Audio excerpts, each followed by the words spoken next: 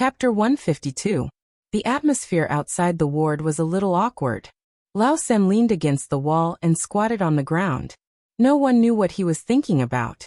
The others were curiously sizing up Chunxi. Qin Xueqing had already woken up. It was not hard to tell from her reaction that this man was indeed related to her, so they could not be rude to him. Moreover, they dared not be rude to an Alcade grandmaster. These people all had the usual arrogance of a martial artist. Perhaps it was because they rarely interacted with others, so although they felt a little awkward, none of them thought of standing up to talk to Chunxi to ease the atmosphere a little. Seeing this, Chunxi did not stay any longer. He turned and walked toward the elevator. Chunxi didn't stop until she reached the corridor window directly across from the elevator. The sun was shining brightly outside the window.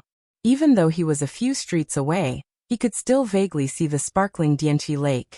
Spring City was a second-tier city. In order to proactively develop, various policies had been tilted and construction sites were everywhere in the city. The city sped up its development, but it also lost some of its inexplicable charm. Qin Xueqing moved quickly. In less than 2 minutes, she had changed and walked out. Qin Xueqing was dressed casually. She wore a white knitted sweater under a brown windbreaker, and a pair of light blue slim-fit jeans that showed off her perfect legs. She did not wear high heels. Instead, she wore a pair of white sneakers. Therefore, she looked like a little girl who had just graduated from university. When they saw Qin Xueqing walk out of the ward, they quickly surrounded her. "Section Chief, where are you going?"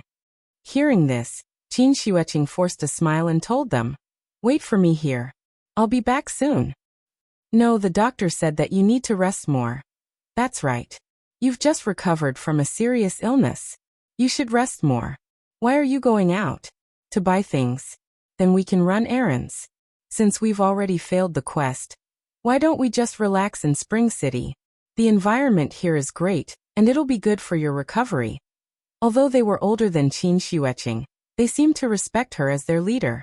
Seeing this, Qin Xueqing could only frown slightly, and then put on his official airs. "All right, you guys wait for me here. I'm going out with my brother-in-law. If the leader asks about me, just tell him that I'm still unconscious. That's all. I'll be back soon." After that, Qin Xueqing turned around and walked towards Chunxi. Since the leader had spoken, the few of them had no choice but to shut their mouths. So they just foolishly watched her walk into the elevator with Chunxi. In the elevator, Qin Xueqing briefly explained the situation to Chunxi. After hearing this, Chunxi didn't know whether to laugh or cry. Zhonghai Tycoon? Nanyang people. The two unlucky hostages were obviously Ning Zhonghua and Su Wei. Chunxi really didn't expect that the whole thing was caused by him.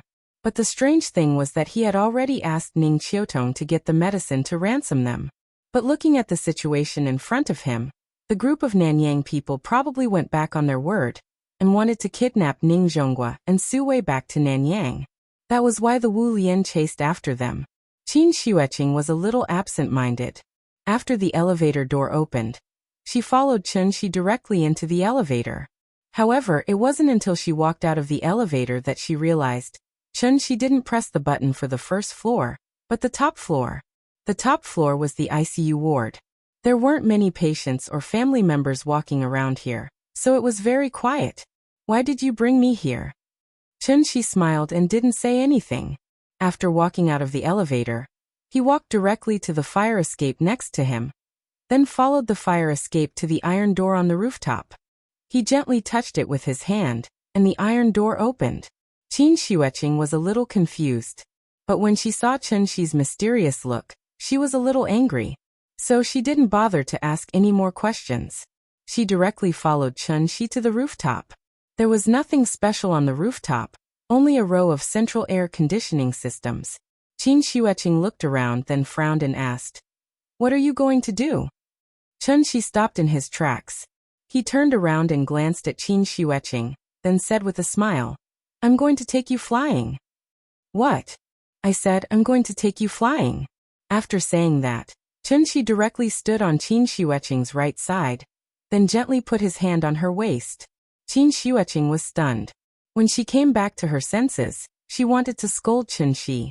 But Chunshi had already taken her to the sky. The hospital below was getting smaller and smaller. In the blink of an eye, it had completely disappeared. The entire spring city had shrunk to the size of a palm. Where are those people? Qin Xueqing was a little confused. After hearing Chunshi's question, she turned to look at Chunshi in a daze. She had already seen how powerful her cheap brother-in-law was when she was in the village. But when she was really taken flying by Chunshi, she still couldn't accept it. It was too shocking. There was no sense of weightlessness, and there was no sound of wind. This was because Chunshi had wrapped her up with her true essence. Qin Xueqing was now considered an immortal cultivator, so she was very sensitive to the fluctuations of vital essence. Therefore, her current feelings were. Her whole body was wrapped in a velvet quilt. It was very comfortable and warm. She couldn't wait to sleep here.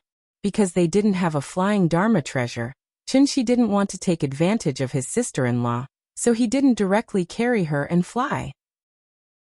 Instead, he chose an extremely clumsy method, and that was to directly inject his vital essence into Qin Xueqing's body. His sister-in-law was now considered an immortal cultivator, so after Chunshi's vital essence entered her body, he could circulate the Dharma art without any hindrance. It seemed like he was flying with Qin Xueqing, but in fact the two of them were flying separately. However, Qin Xueqing didn't know this. Feeling the constant warmth from Chunshi's hand, she actually blushed for the first time. Because she was worried that Chunshi would notice her strange behavior, Qin Xueqing quickly turned her head to look in another direction. She didn't even hear Chunshi talking to her. "I'm asking you a question. Where are those people?" Chunshi thought she was frightened, so he patiently asked twice. It wasn't until the third time that Qin Xueqing finally came back to her senses. She quickly answered, "Southwest, south of Wen Mountain. It's about 180 kilometers away from Spring City." "Okay." Chunshi looked in the direction. After confirming that it was correct, he directly flew over with Qin Xueqing. Qin Xueqing secretly glanced at Chunshi's side profile from the corner of her eye. Chapter 153. Wenshan County in Dianzhou was a very strange place. It was adjacent to North Vietnam, and the border smuggling industry had even formed a complete industrial chain. Each smuggler was 50 yuan, and the guide fee was 100 yuan. If they needed to apply for a visa, it was 200 yuan. Of course, this was without bargaining. After the smugglers paid the protection fee, they could even seek the protection of the local gangsters.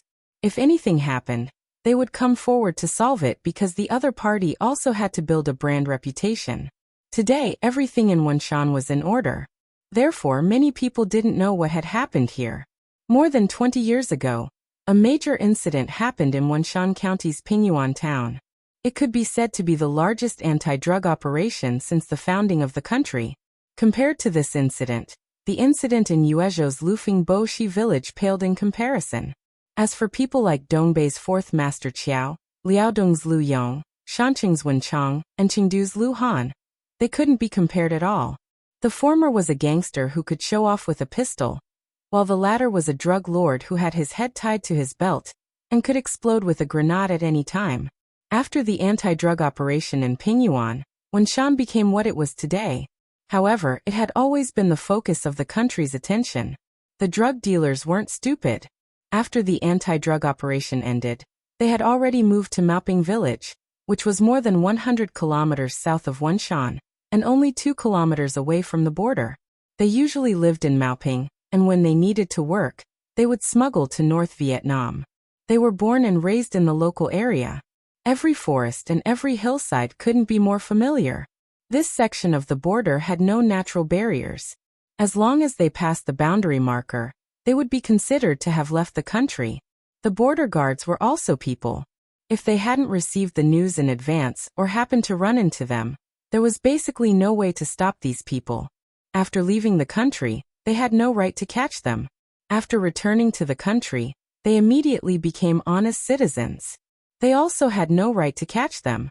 Qin Xueqing was ambushed about 2 to 3 kilometers west of Maoping village. After the Wu Lian's investigation, they had already determined that the spy for the Nanyang people was an old drug dealer in Maoping village, Poison Dog.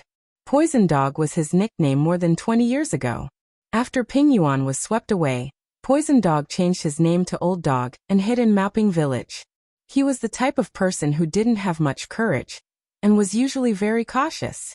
He knew that he was in the business of killing people, so he never hid or transported the drugs himself. He had always let his subordinates do it. Although his reputation was great, his business was very small, and his path was very stable. And this was the only reason why he was able to survive until now. Other than selling drugs and guns, Old Dog had a high status in the underworld, so he was very well informed both domestically and internationally. This also gave him a part-time job, which was being a broker. Old Dog had recently accepted a deal. A few Nanyang people wanted to buy information from him, saying that they wanted to go to Zhonghai and do something big. Going from Dianzhou to Zhonghai for kidnapping? Even going to the West Hills to kidnap the coal boss would be better than going to Zhonghai. Although Old Dog was surprised, he did not ask further due to his professionalism. Instead, he decisively provided the other party with some weapons and information. He thought that this group of Nanyang people would definitely not return, so he didn't pay much attention to them. However, the development of the situation was somewhat beyond Old Dog's expectations. That day, the sound of gunfire shook the entire mountain range. It was as if there was a war going on. Those Nanyang people were not drug dealers, they were terrorists. The gunfire did not last long before the Nanyang people all fled into North Vietnam. The border guards could not pursue them anymore, so they started a cleanup operation. If Old Dog had not been smart enough to hide all his belongings in North Vietnam, he would have been like those unlucky people and could only put up a desperate fight. After such a big incident, Old Dog decided to close down his business. He planned to stay in Maoping village until the new year was over. On this day, the sky was blue and the clouds were white. The sun was shining brightly. Old Dog was lying on a rocking chair in the yard, basking in the sun. He was in a good mood. However, when he saw a young man and a young woman walk into the yard, Old Dog's mood immediately changed. Their handsome and fashionable appearance made it obvious that they were from a big city. The two of them were empty-handed and did not carry any weapons. However, Old Dog looked at them and immediately raised his hands. He smiled and said, "Is there anything I can help you with?" Yes, Old Dog was also a covert Jing expert. He did not even know when these two people came. Raising his hands and surrendering was the best choice. Qin Xueching sized Old Dog up. The man's real age should be in his 40s. He was wearing a Chinese tunic suit from the 70s or 80s. His skin was rough and yellow, full of wrinkles, and his body was very thin. He looked like a little old man in his 60s. If he was holding a tobacco pipe, he would really look like an ordinary old man in the mountains. Where are those Nanyang people? Old Dog had not seen such a beautiful girl in a long time. He could not help but take a few more glances at Qin Xueching. However, when he saw Qin Xueching's empty right hand under her windbreaker, his expression changed slightly. "I'm not sure." "Then I'll ask again. Where are those Nanyang people?" Old Dog's expression was uncertain. After hesitating for a while, he gritted his teeth and said, "North Vietnam, Shan Luo." There were two kinds of people that Chen Shi had to kill. One was human traffickers and the other was drug traffickers. The former was inhumane, while the latter was inhumane. However, they needed a guide, so they could only let him live for now. Qin Xueching turned around and looked at Chen Shi. After seeing Chen Shi nod slightly, she said to Old Dog, "Get up and lead the way." Old Dog was shocked when he heard that. He said, "You're going to North Vietnam? Illegally? Stop pretending. Do you think I won't kill you right now? Don't, I'll take you." Old Dog was very tactful. After all, it was his instinct to take advantage of the situation. Shan Luo was a province in the northwest of North Vietnam. It shared a border with Laos. Although it was a province, its size was equivalent to that of a county in Hoa Xia. North Vietnam was poor, but Shan Luo was the poorest province in North Vietnam. There was basically no industry here, and agriculture was Shan Luo's economic lifeline. Because of this poverty, poppies had become a traditional local plant. Although the North Vietnam government had been cracking down on the drug trade, it was difficult to manage such a remote mountainous area, so they could only turn a blind eye. After crossing the border, Old Dog found an off-road vehicle and drove the two of them straight to Shanluo. The so-called Nanyang referred to the entire Southeast Asia, including Malaysia, Indonesia, and other regions. Those Nanyang people did not belong to the same country, so they should be some kind of organization. Qin Shueching asked Old Dog on the way, but Old Dog insisted that he did not know. From the looks of it, he seemed to be very afraid of something. It was only 100 kilometers from Maoping village to Shanluo. Old Dog often came here to buy goods, so he was familiar with the road. When the car drove into a small village, Old Dog stopped and pointed at a temple in front of them. He said, "It's there." A temple? Qin Shueching looked at the believers coming and going at the entrance of the temple. She could not help but look at Old Dog in surprise. Seeing this, Old Dog immediately explained with a bitter face, "The temple is just a cover. The biggest drug market in North Vietnam is inside. Leader, I'll be your informant. Don't expose me, or else I'll be dead." "Okay, then wait for us here." Qin Shueching got out of the off-road vehicle in high spirits, then walked directly to the temple in front of them. Perhaps it was because Chun Shi was next to her, so when Qin Shueching walked to the temple, she was not worried at all. Instead, she felt a little excited. It was a feeling that Qin Wanqing had never experienced before, that she had someone backing her up. It was very exciting, however. She did not notice it at all. She was like a child who was bullied outside, and now she came back with her parents to get back at them.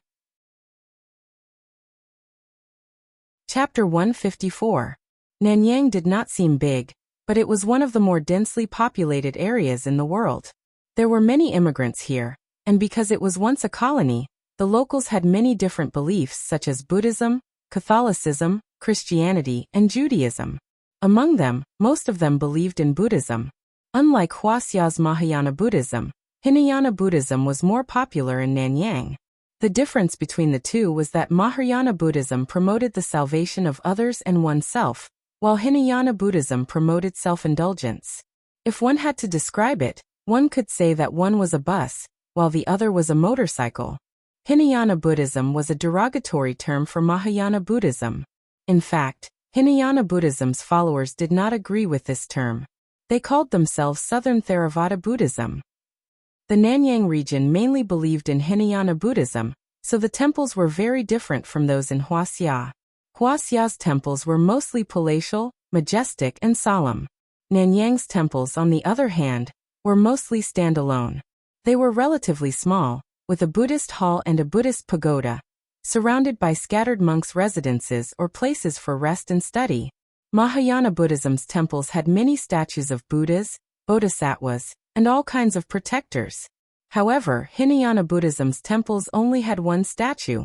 Shanluo was too poor, so most of the villagers here wore coarse linen clothes. Therefore, when a young woman like Qin Shueching appeared in a trench coat and jeans, she immediately attracted a lot of attention. Nanyang was tropical and had a tropical monsoon climate. Most of the people here had light brown, or even dark brown skin. Qin Shueching's skin was fair and beautiful. Compared to them, she immediately looked like a fairy who had descended from the heavens.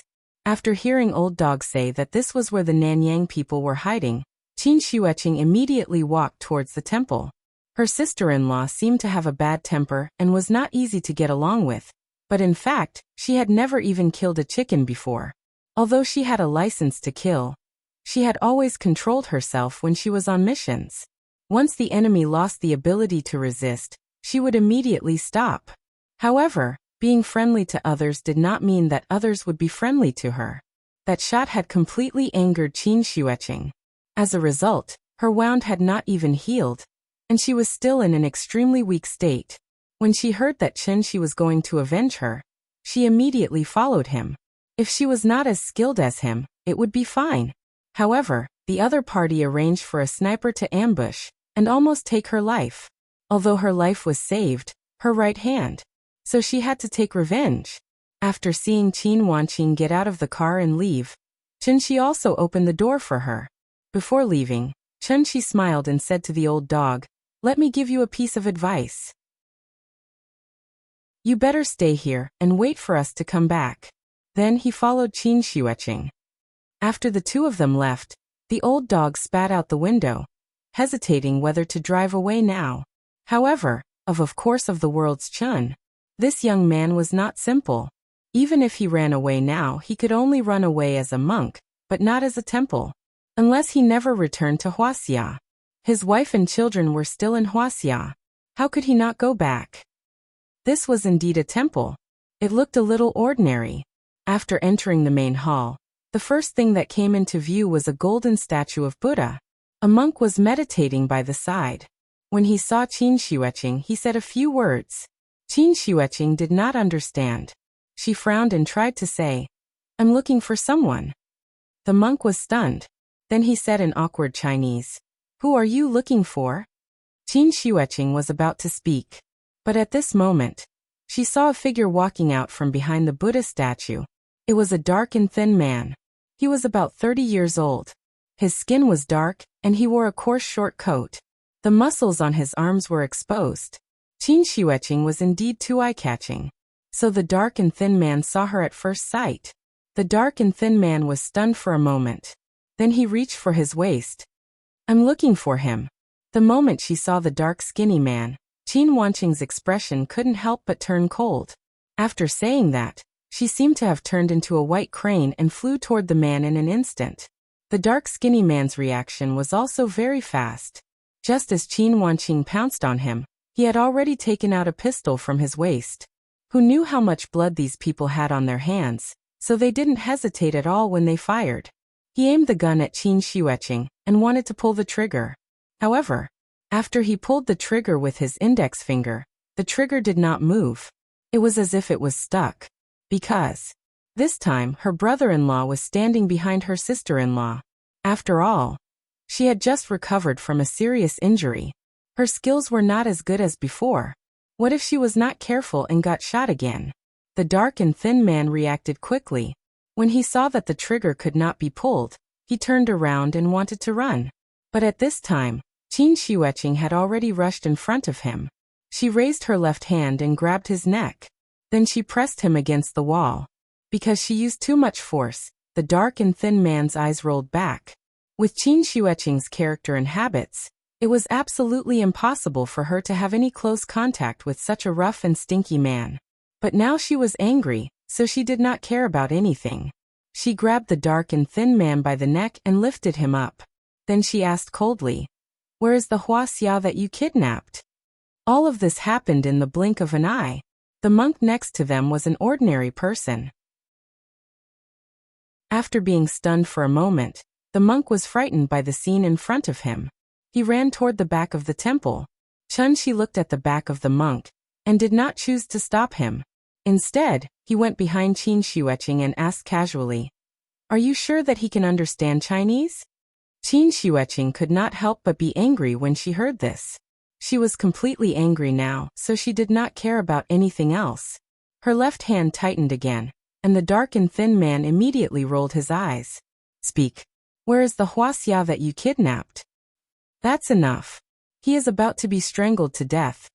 Chun-Shi was speechless. He patted her shoulder. Then, Chun-Shi walked to the dark skinny man's side and took the gun from his hand. Bang, bang, bang. The crisp sound of a gunshot rang out in the main hall, startling a flock of birds. The peace of the small village was broken by the sudden gunshot. The moment the villagers heard the gunshot, they all ran back to their homes. In a short while, there was not a single person on the dirt road in the village. "What are you doing?" After the gunshot rang out, Qin Xueqing immediately let go of her hand. The dark and thin man fell to the ground and wailed in pain. Chun-Shi fired 3 shots. One was aimed at the sky, while the other 2 were aimed at the dark and thin man's thighs. She looked at Chun-Shi in surprise. Chun-Shi smiled and played with the gun in his hand. This was an M1911. .45 caliber. There were many scratches on the gun, and it looked a little old. It was probably an antique left behind from the Vietnam War. Her sister-in-law was a civil servant, so no matter how angry she was still bound by the rules of a civil servant. Therefore, when Chun-Shi fired the gun, her sister-in-law seemed to be unable to accept it. That was because she had not changed her mind. This was not Huaxia. The person in front of her was not a kind person. This was a drug lord, a level higher than a drug dealer. Drug dealers could also be forced to take the risk to engage in this line of work. However, drug lords were the source of all evil. For the sake of profit, they had sold their souls to the devil. Qin Xueqing instinctively wanted to be merciful. However, she had never thought about what kind of experience it would be if she fell into their hands. The drug production in Nanyang accounted for almost 70% of the world's drug production. Thinking about those anti-narcotics police officers who died in the battle, it would not be enough to drag this group of crazy drug lords out and shoot them 10,000 times. Talking about humanity with them? First of all, they had to have humanity. Chen Shi handed the gun to Qin Xueqing, then patted her shoulder as encouragement. Okay, you're here to find trouble, not to drink and chat with them. Instead of letting you find them, let them find you. Chapter 155. Play the Eru with full health, then fight the boss with low health. First the small ones, then the big ones, and finally the boss. That was a scene only seen in movies and TV shows. Instead of fighting the small monsters all the way, Chen Shi preferred to ask, "Who else?" Qin Xueqing seemed to be in a daze. Chen Shi smiled and did not explain further. After about a minute, there was a rush of footsteps from the back of the hall. The two turned around and saw a group of Nanyang people with various weapons suddenly rushing into the hall. There were at least 15 or 16 people in front of them. Most of the people here could be said to be short and vigorous. Some were holding pistols, some were holding submachine guns, and some were even holding AK-47s. There were 2 old pagoda trees in front of the temple. They were estimated to have lived for hundreds of years. The lush leaves blocked most of the sunlight and made the hall look a little dim. There were 3 categories of countries in the world: developed countries, developing China, and least developed countries. Vietnam was originally at the bottom of the list, but the economic situation had improved significantly in recent years, so it jumped from the least developed country to developing China. Although it became developing China, there was a clear difference between Vietnam and Huaxia. Vietnam today was equivalent to Huaxia in the 80s and 90s. It was a critical time to go from chaos to order. Vietnam banned guns, but because there was a long anti-colonial struggle in this place, there were a lot of weapons. Although the Vietnam government tried to confiscate them, the effect was limited. Most of the guns smuggled in Huaxia came from this place. Since they were smuggling arms, it was easy to guess the firearms in the hands of the drug lords. The existence of drug lords, who were anti-human, was a cancer to society. It was not that Chen Shi was exaggerating, but if he pulled out all of these people and shot them, it was impossible to kill by mistake. Chen Shi's marksmanship was very good, and the previous 2 shots were penetrating wounds. The bullets did not hit the bone or artery, but went directly through the thigh. Penetrating wounds were easy to treat, but the prerequisite was that the bleeding had to be stopped in time. Otherwise, excessive blood loss would lead to shock or even death. The group of people swarmed into the hall like a swarm of bees. After glancing at their companions who were still wailing on the ground, they all pointed their guns at Chen Shi and Qin Xueqing. However, what made Chen Shi a little surprised was that among this group of Nanyang people, there was clearly a foreigner with a different style. Chinese? Chinese and Nanyang people still had obvious differences in appearance, so they could be distinguished at a glance. The Chinese man didn't carry any weapons, but from his position, it wasn't hard to tell that he held a high position among the Nanyang people. "What are you two doing here?" He looked to be in his 30s. His skin was yellowish, but he did not have the tan that was commonly seen on Nanyang people. His companion on the ground was still wailing and bleeding, but he chose to ignore it. Instead, he looked at Qin Xueqing with interest. 2 long legs stretched tight by a pair of slim jeans, a perky chest under a white knitted sweater, fair and tender skin, and exquisite facial features that seemed to be made by nature. They were used to seeing rural women in the small valleys of Nanyang. Suddenly, such a stunning beauty popped up. These people really wanted to stare their eyes out. Qin Xueqing had never been pointed at by so many people in her life, so she subconsciously frowned. No matter how powerful a martial arts master was, he was still a mortal. No matter how fast he was, he couldn't outrun bullets. No matter how strong his muscles were, he couldn't withstand a round of bullets. She had always been the one leading people with guns.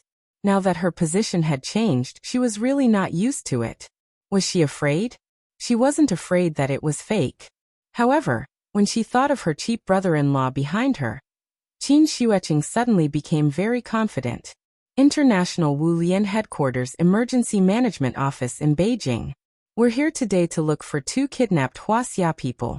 We hope that you will cooperate with the investigation. The Chinese man was stunned for a moment. Then he used Nanyang language to translate Qin Xueqing's words. Just as he finished translating, his companions beside him started laughing out loud.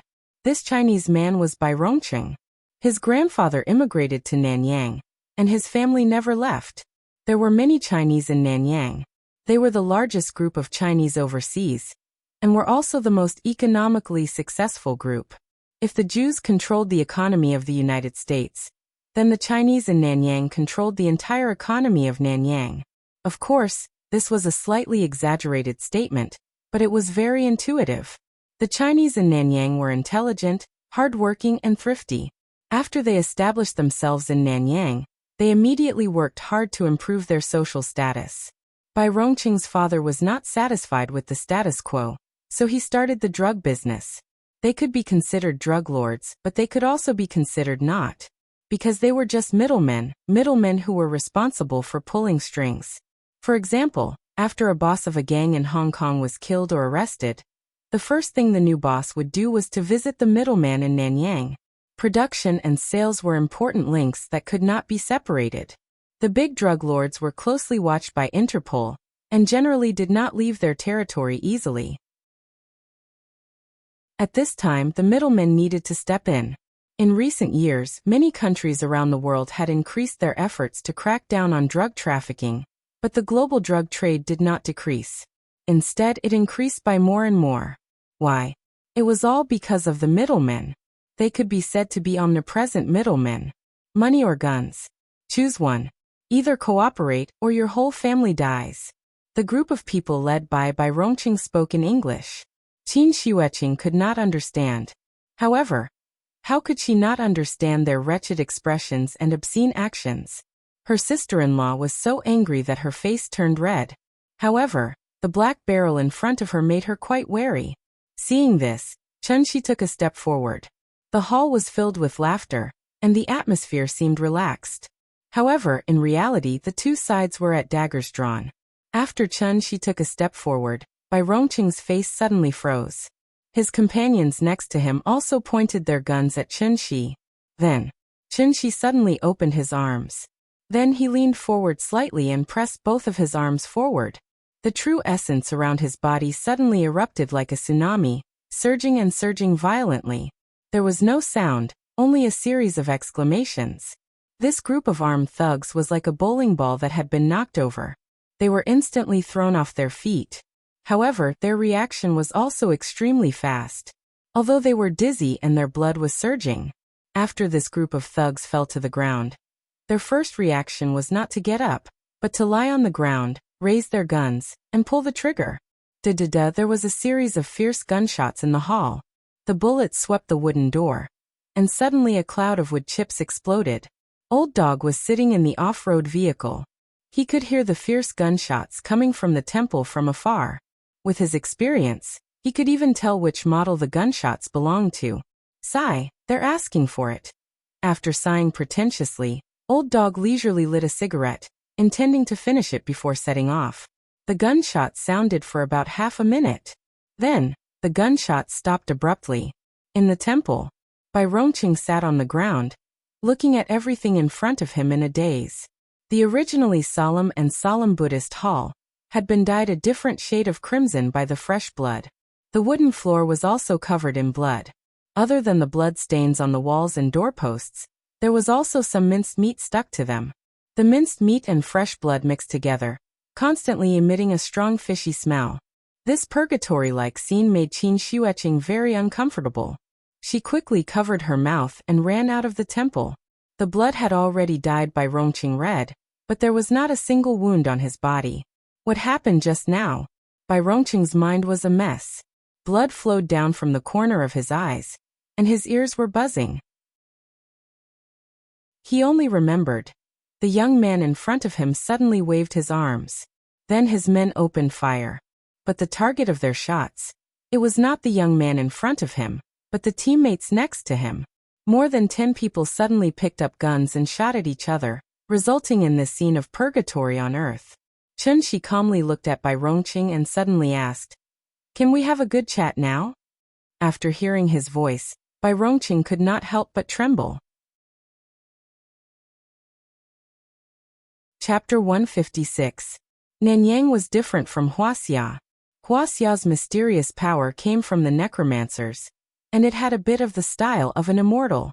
The necromancers were righteous, and Nanyang was evil. Nanyang was tropical, with lush vegetation, poisonous snakes and insects. After animals died, they were prone to rot and maggots. But it was such a sunny place that gave birth to the 3 most evil sorcery in the world: voodoo, black magic and black magic. Every one of them was filthy and evil. Zhang Jiada's youngest son, Zhang Hongyuan, learned black magic in Nanyang, and then used it on his father, causing his father to suffer from illness and pain. Bai Rongqing had seen these mysterious powers. But no matter how powerful the voodoo was, it was impossible to instantly control people's minds and make them kill each other. Although he had participated in warlord wars and was used to the battlefield where limbs were flying everywhere, Bai Rongqing was just an ordinary person after all. So when he saw the scene in front of him, he was immediately scared out of his wits. More than a dozen brothers who spent time with him suddenly pulled out guns and fought, and died tragically around him. Such a strange scene could only be described with the word ghost. Looking at Bai Rongqing's sorry state, Chun-Shi couldn't help but glance at him with some disgust, then frowned and asked, "Tell me, where are the 2 Huaxia people? Who is the mastermind behind their kidnapping?" Bai Rongqing was stunned for a moment, then immediately shouted in panic, "Mayman! It has nothing to do with me. Bacha, it was Bacha who did it." "What do you mean?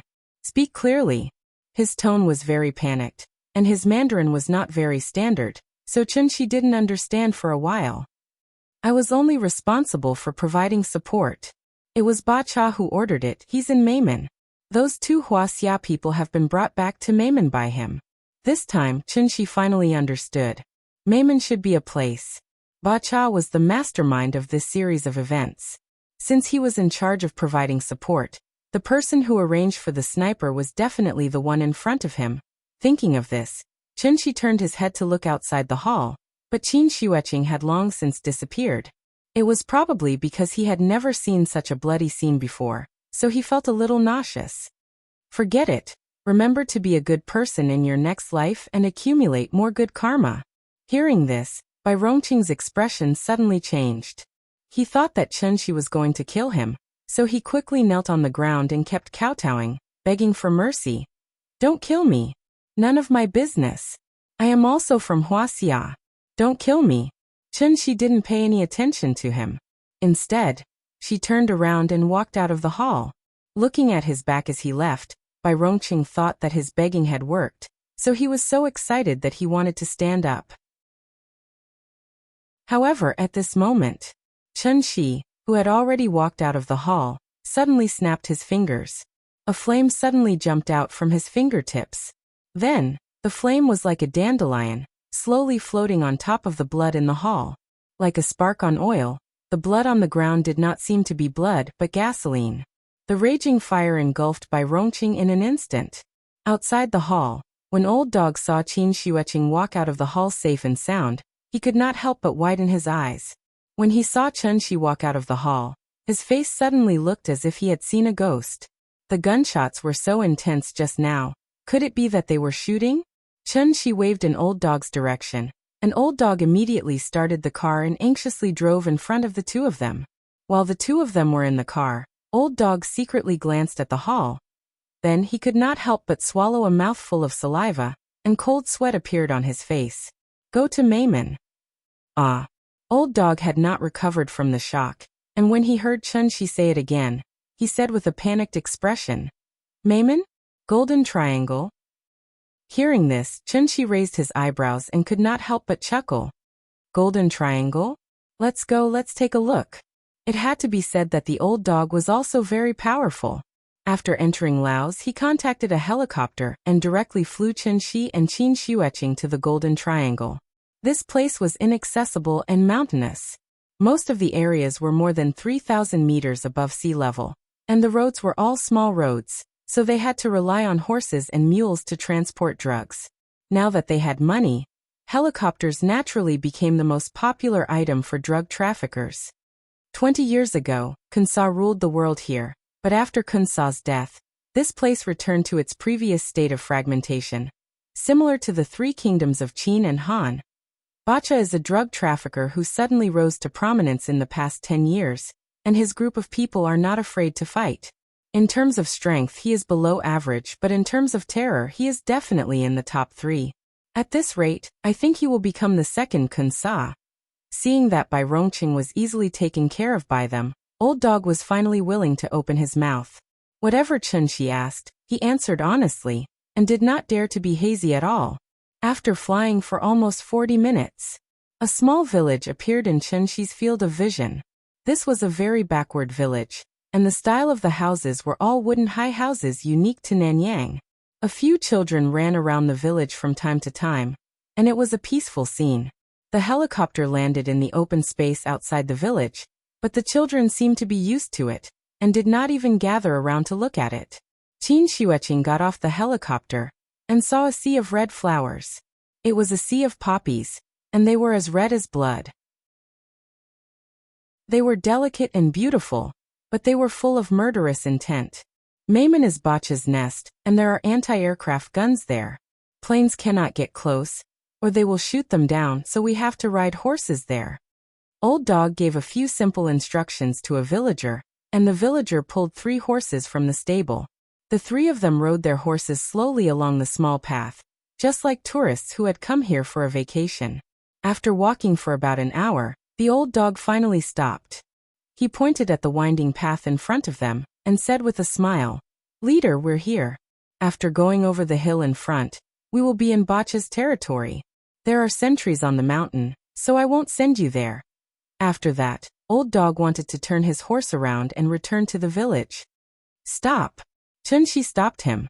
At this time, Qin Xueqing also turned to look at Chenxi. They came here not only for revenge, but also to save people. If it was only for revenge, they only needed to sneak in, kill, and run. But if they wanted to save people, they had to think about it carefully. After all, the hostages were just ordinary people, and a bullet could kill them. Qin Xueqing had already thought of a few plans in an instant. But after thinking about it, she changed her habit and did not immediately say her opinion, but silently waited for Chenxi to make the final decision. Everything was up to him. Assassination? Or a trick? Chenxi thought about it for a while, and then made a decision. "Like I said, stay here and wait for us to come back."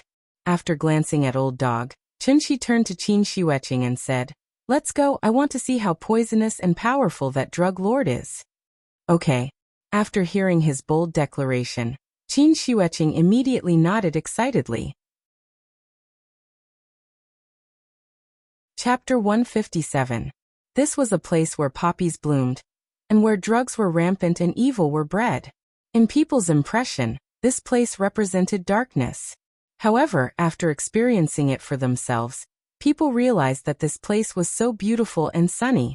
If they didn't know that they were poppies, they would only think that it was a sea of flowers more beautiful than roses, delicate and dazzling. The tropical monsoon climate made the vegetation and trees here particularly lush. The entire mountain was basically covered with green shade, and it was a beautiful scenery that belonged to nature. Even the spirit of heaven and earth was far better than the Qinling Mountains, and this place was actually a paradise. Just from looking at the scenery, it seemed that this place was completely unrelated to darkness, drugs, and murder. It was 3:30 in the afternoon in Shangjing, and the sun was particularly bright in Mayman. The sentry post was a wooden tower that was about 4 meters tall. On the left and right, there was a Nanyang soldier with a gun on guard. It was not right to say that they were soldiers, because they were actually a group of militiamen who had not undergone military training. The fierceness in their bones was enough to run rampant. Dada. The two militiamen lazily leaned on the sentry post's railing. At this time, there was suddenly a faint sound of horse hooves in front of them. When the two horses were only about 30 meters away from the sentry post, the sentries suddenly came back to their senses. After greeting each other, they leaned out. There were two horses, with a man and a woman sitting on each of them. Looking at the bright clothes and fashionable clothes, it was as if they were tourists who had mistakenly entered this place. But this was the core area of the Golden Triangle. How could there be tourists? The sentry on the left was rather alert, and immediately aimed his gun at the two of them. Then he started mumbling something that no one knew what to say. Perhaps seeing that they had no weapons on them, the two sentry did not immediately shoot. The horse went straight to the wooden door in the middle of the two sentry posts. At this time, the sentry finally saw the appearance of the two people. Beauty knew no boundaries. After seeing the woman's appearance, one of the sentries couldn't help but whistle. Then he stuck his head out and mumbled something that no one knew what he was talking about. Qin Shuiqing glanced at Chen Shi and suddenly asked, "You left, I right?" "Up to you." "All right." As soon as he finished speaking, Qin Shuiqing suddenly jumped up from the back of the horse. She jumped 3 or 4 meters high. Like a swallow returning to its nest, she leaped into the sentry's basket. The one on the left should be a veteran, so when he saw Qin Shuiqing suddenly jump from the back of the horse, he immediately reacted and quickly pointed his gun at Qin Shuiqing. But at this time, Chen Shi picked up a leaf and suddenly threw it at the sentinel on the left. The green leaf instantly turned into a deadly blade and pierced through the guard's throat, leaving a long trail of blood in the air. Only brain damage could lead to immediate death, so the sentinel did not die immediately. He widened his eyes and hurriedly dropped the gun. He used both hands to tightly grip his neck, trying to press down on the wound. But how could the wound on the aorta be pressed with the hand? All of this happened in a flash. Even when Qin Shuiqing jumped in front of him, the sentinel on the right still had not recovered. He stared blankly at the beautiful woman in front of him. Then his eyes suddenly turned black, and he completely said goodbye to this world. Qin Shuiqing smashed the top of his head with her palm. After taking care of the sentinel on the right, Qin Shuiqing jumped down from the basket and gently landed on the back of the horse. This was the first time she killed someone. But strangely, Qin Shuiqing did not feel any discomfort. She felt as if she had just casually killed a fly, so she did not feel guilty at all. When Chen Shi saw her like this, he knew that she might be thinking about life again, so he immediately interrupted her thoughts and said with a smile, "You have to remember one thing. Anyone who points a gun at you regardless of gender or age deserves to die." Because he was afraid that she did not understand, Chen Shi added, "When a normal person gets a gun, their first reaction is to hesitate.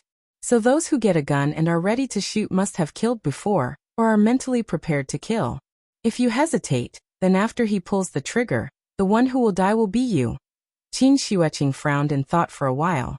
Then she said with some discomfort, "I understand." After saying that, she clamped her legs together and rode forward on her horse.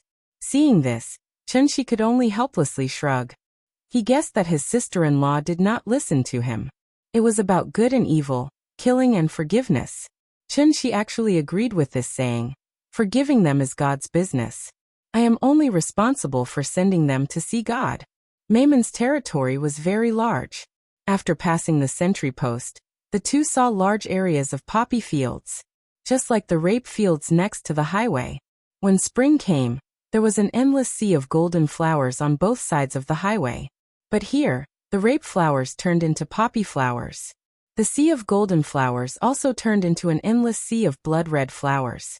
The two rode on the horse and walked on the dirt path in the field. Most of the flower farmers were women. When they saw them, they all stopped what they were doing and stood up to look at the two strangers who came out of nowhere. Now that everything was humanized, the treatment of flower farmers was much better than before. In the past, if they did not work for drug lords, they would have their hands and feet chopped off or even their lives. Times had changed. Now drug lords would give generous wages, so more and more flower farmers were attracted to work for them. In the off-season, flower farmers could even go down the mountain to the city to buy. For flower farmers, this was just a job to support their families. Qin Xueqing was a little surprised by the lax security here. Except for the 2 sentry posts, there was not a single soldier in sight.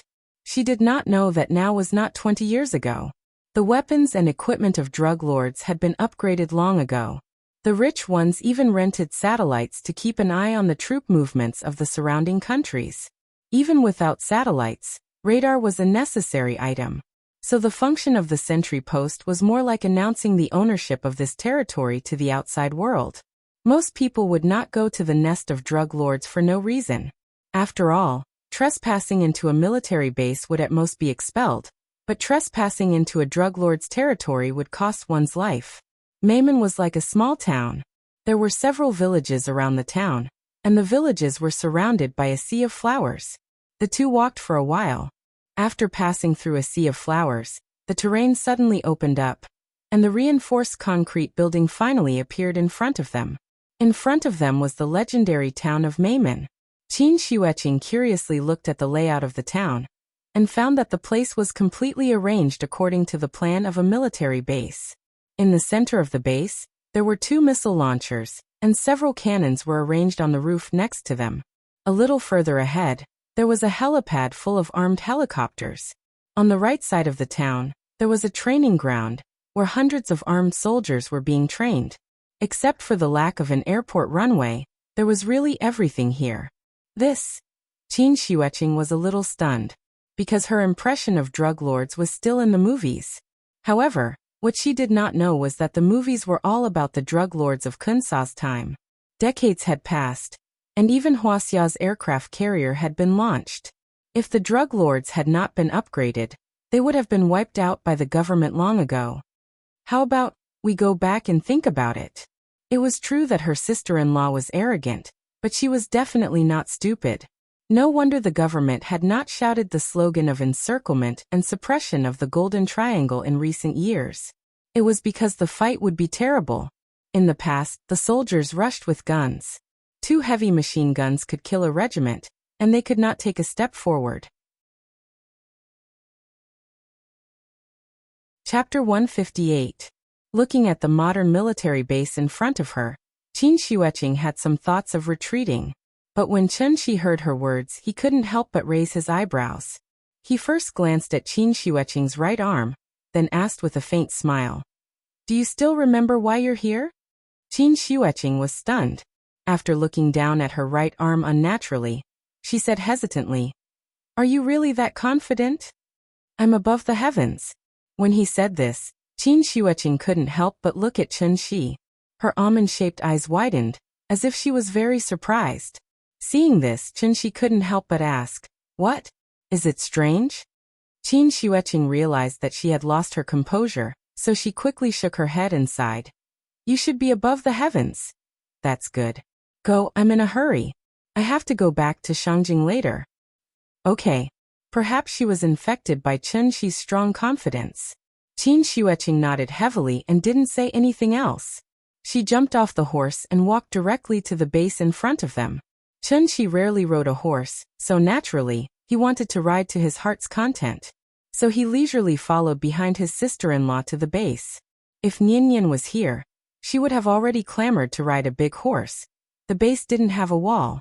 It was surrounded by a circle of barbed wire, and the so-called gate was only a railing that could be raised. The strange behavior of the 2 had already attracted the attention of the sentinels. However, their attire made the sentinels think that they were customers who came to buy drugs, so they didn't suspect anything. Therefore, when Qin Xueqing approached the gate, a soldier came out from the side of the sentry post, and then he started talking. Qin Xueqing didn't look at the soldier. Instead, he looked at an empty space not far behind the soldier. There were a lot of wooden stakes there, and a few of them had people tied to them, just like the crucified Jesus. These people were full of scars, and they hung on the stakes motionlessly. No one knew whether they were dead or alive. She took a closer look, and after confirming that those people were not Huaxia's people, she could not help but let out a sigh of relief.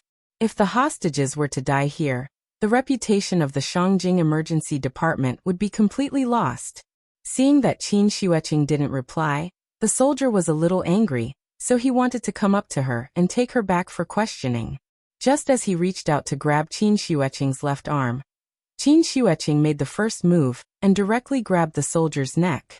Gotcha! Qin Xueqing exerted a little force with her slender fingers, and the unlucky guy's neck was broken. She wasn't a helpless flower vase. Even if one of her hands was broken, she was still a great master in the gang state. There was a surveillance room in the base, and there were many monitors in it, monitoring the movements in the surrounding villages. When they passed by the sentry post, because they moved too quickly, the monitors didn't notice what happened there. Now that Qin Xueqing was standing at the entrance of the base, this move immediately attracted the attention of the monitors. Looking at the soldier who was casually thrown to the ground, the monitors immediately sounded the alarm. The shrill alarm suddenly rang over the village. At this moment, the entire base seemed to come alive, and countless soldiers rushed out from all corners of the base with guns.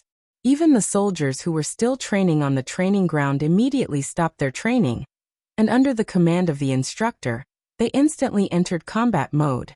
Looking at Qin Xueqing, who stirred up the hornet's nest, Chun-Chi couldn't help but feel speechless. He originally thought that Qin Xueqing would sneak in, blow up a few houses to distract the enemy, and then take action. He didn't expect that she would attack the door in such a simple and crude way. This style of doing things was somewhat similar to his style. When Qin Xueqing heard the sudden sound of the alarm, she was also shocked. She carefully looked around and made sure that no one else was watching before she made her move, but she forgot that there was a monitoring system here. After cursing herself a few times with some annoyance, Qin Xueqing quickly jumped into the sentry post next to her. She really wasn't cut out for assassination and sneak attacks. The sentry post at the entrance of the base was not like the previous sentry tower.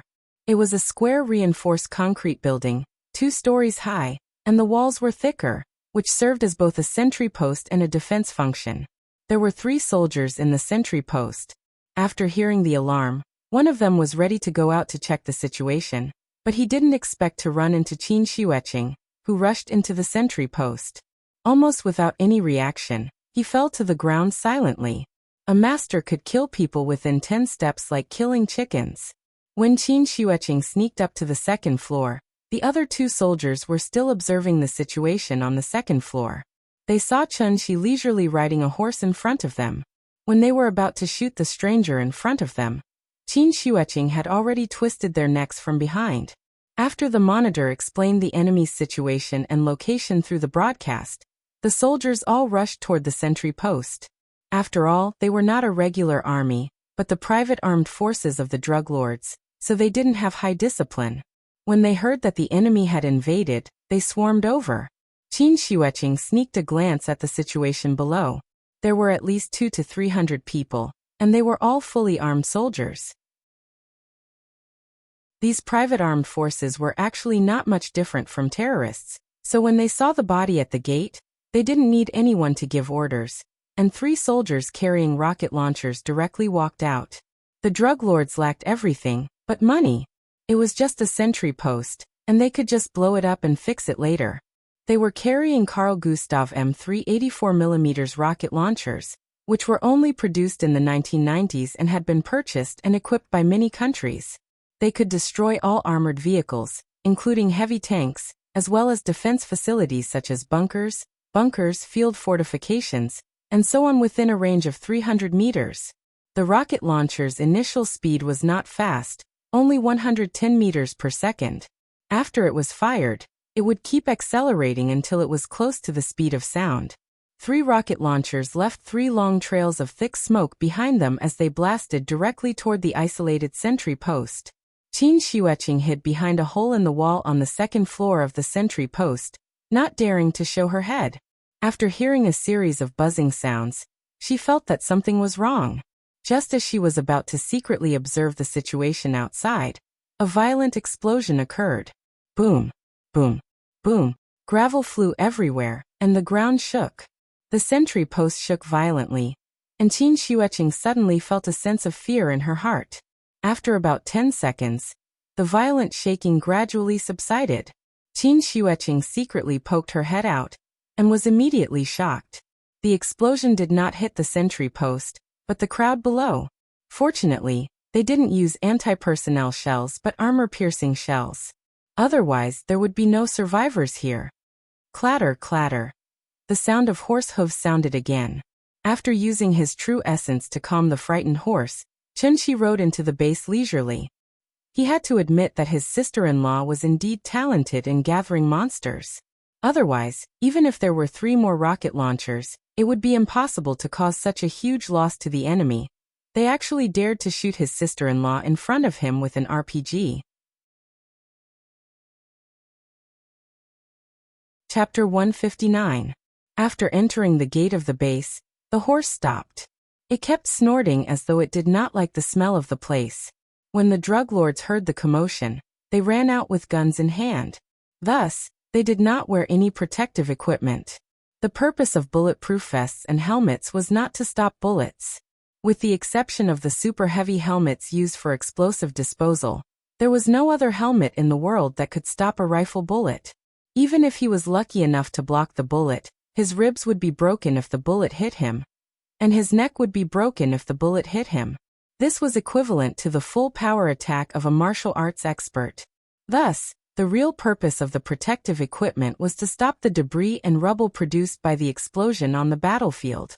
Because the 200 to 300 people were standing too close to each other, the 3 rockets exploded right in the middle of the hornet's nest. Some of the people who were standing further away were also injured by the rubble from the rocket launcher. As for those who were blessed by God and did not suffer any injuries, they were also stunned by the powerful explosion. They fell to the ground and were unable to get up. The rocket launcher was much more powerful than the bullets.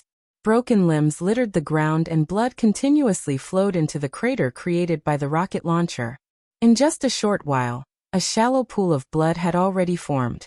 Because the scene was too bloody, Chunshi immediately displayed his good habit. That was to clean up the battlefield. Regardless of whether they were dead or not, he would go up and burn them all to ashes. Massacre? Bloody? Cruel? No, this was purification. In terms of brutality, if terrorists were ranked first, then drug lords would definitely be ranked second. Thus, forgiving them was God's job. Chunshi was only responsible for sending them to see God. 200 to 300 people were instantly engulfed by the fire.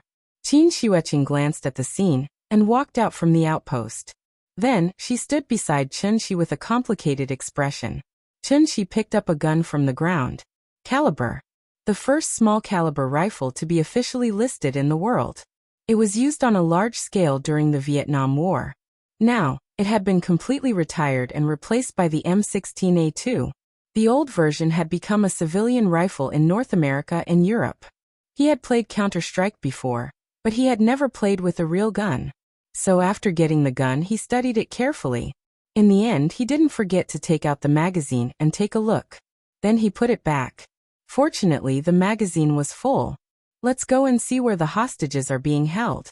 Leaving the horse at the gate, Chunshi swaggered into the base with Qin Shueqing. Taking the layout of a regular military base as an example, the outer perimeter was a sentry post, surveillance tower, machine gun tower, concrete walls, and barbed wire. Inside the base was an arsenal, an armory, a fuel depot, and barracks, including dormitories, dining halls, and toilets. The drug lords were not so particular. The anti-aircraft guns were placed at the entrance of the base, and the surface-to-air missile launchers were placed in the middle of the base.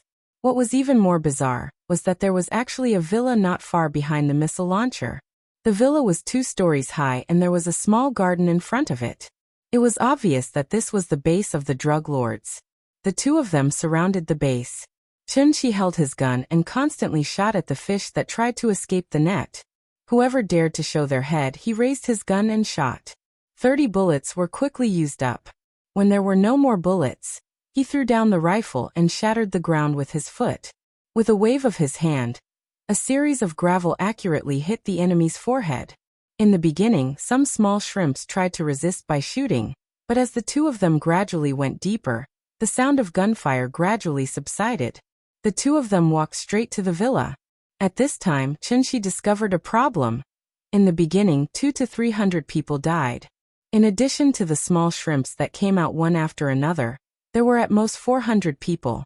It was impossible for such a large military base to only have so few people. No matter how he thought about it, something felt wrong.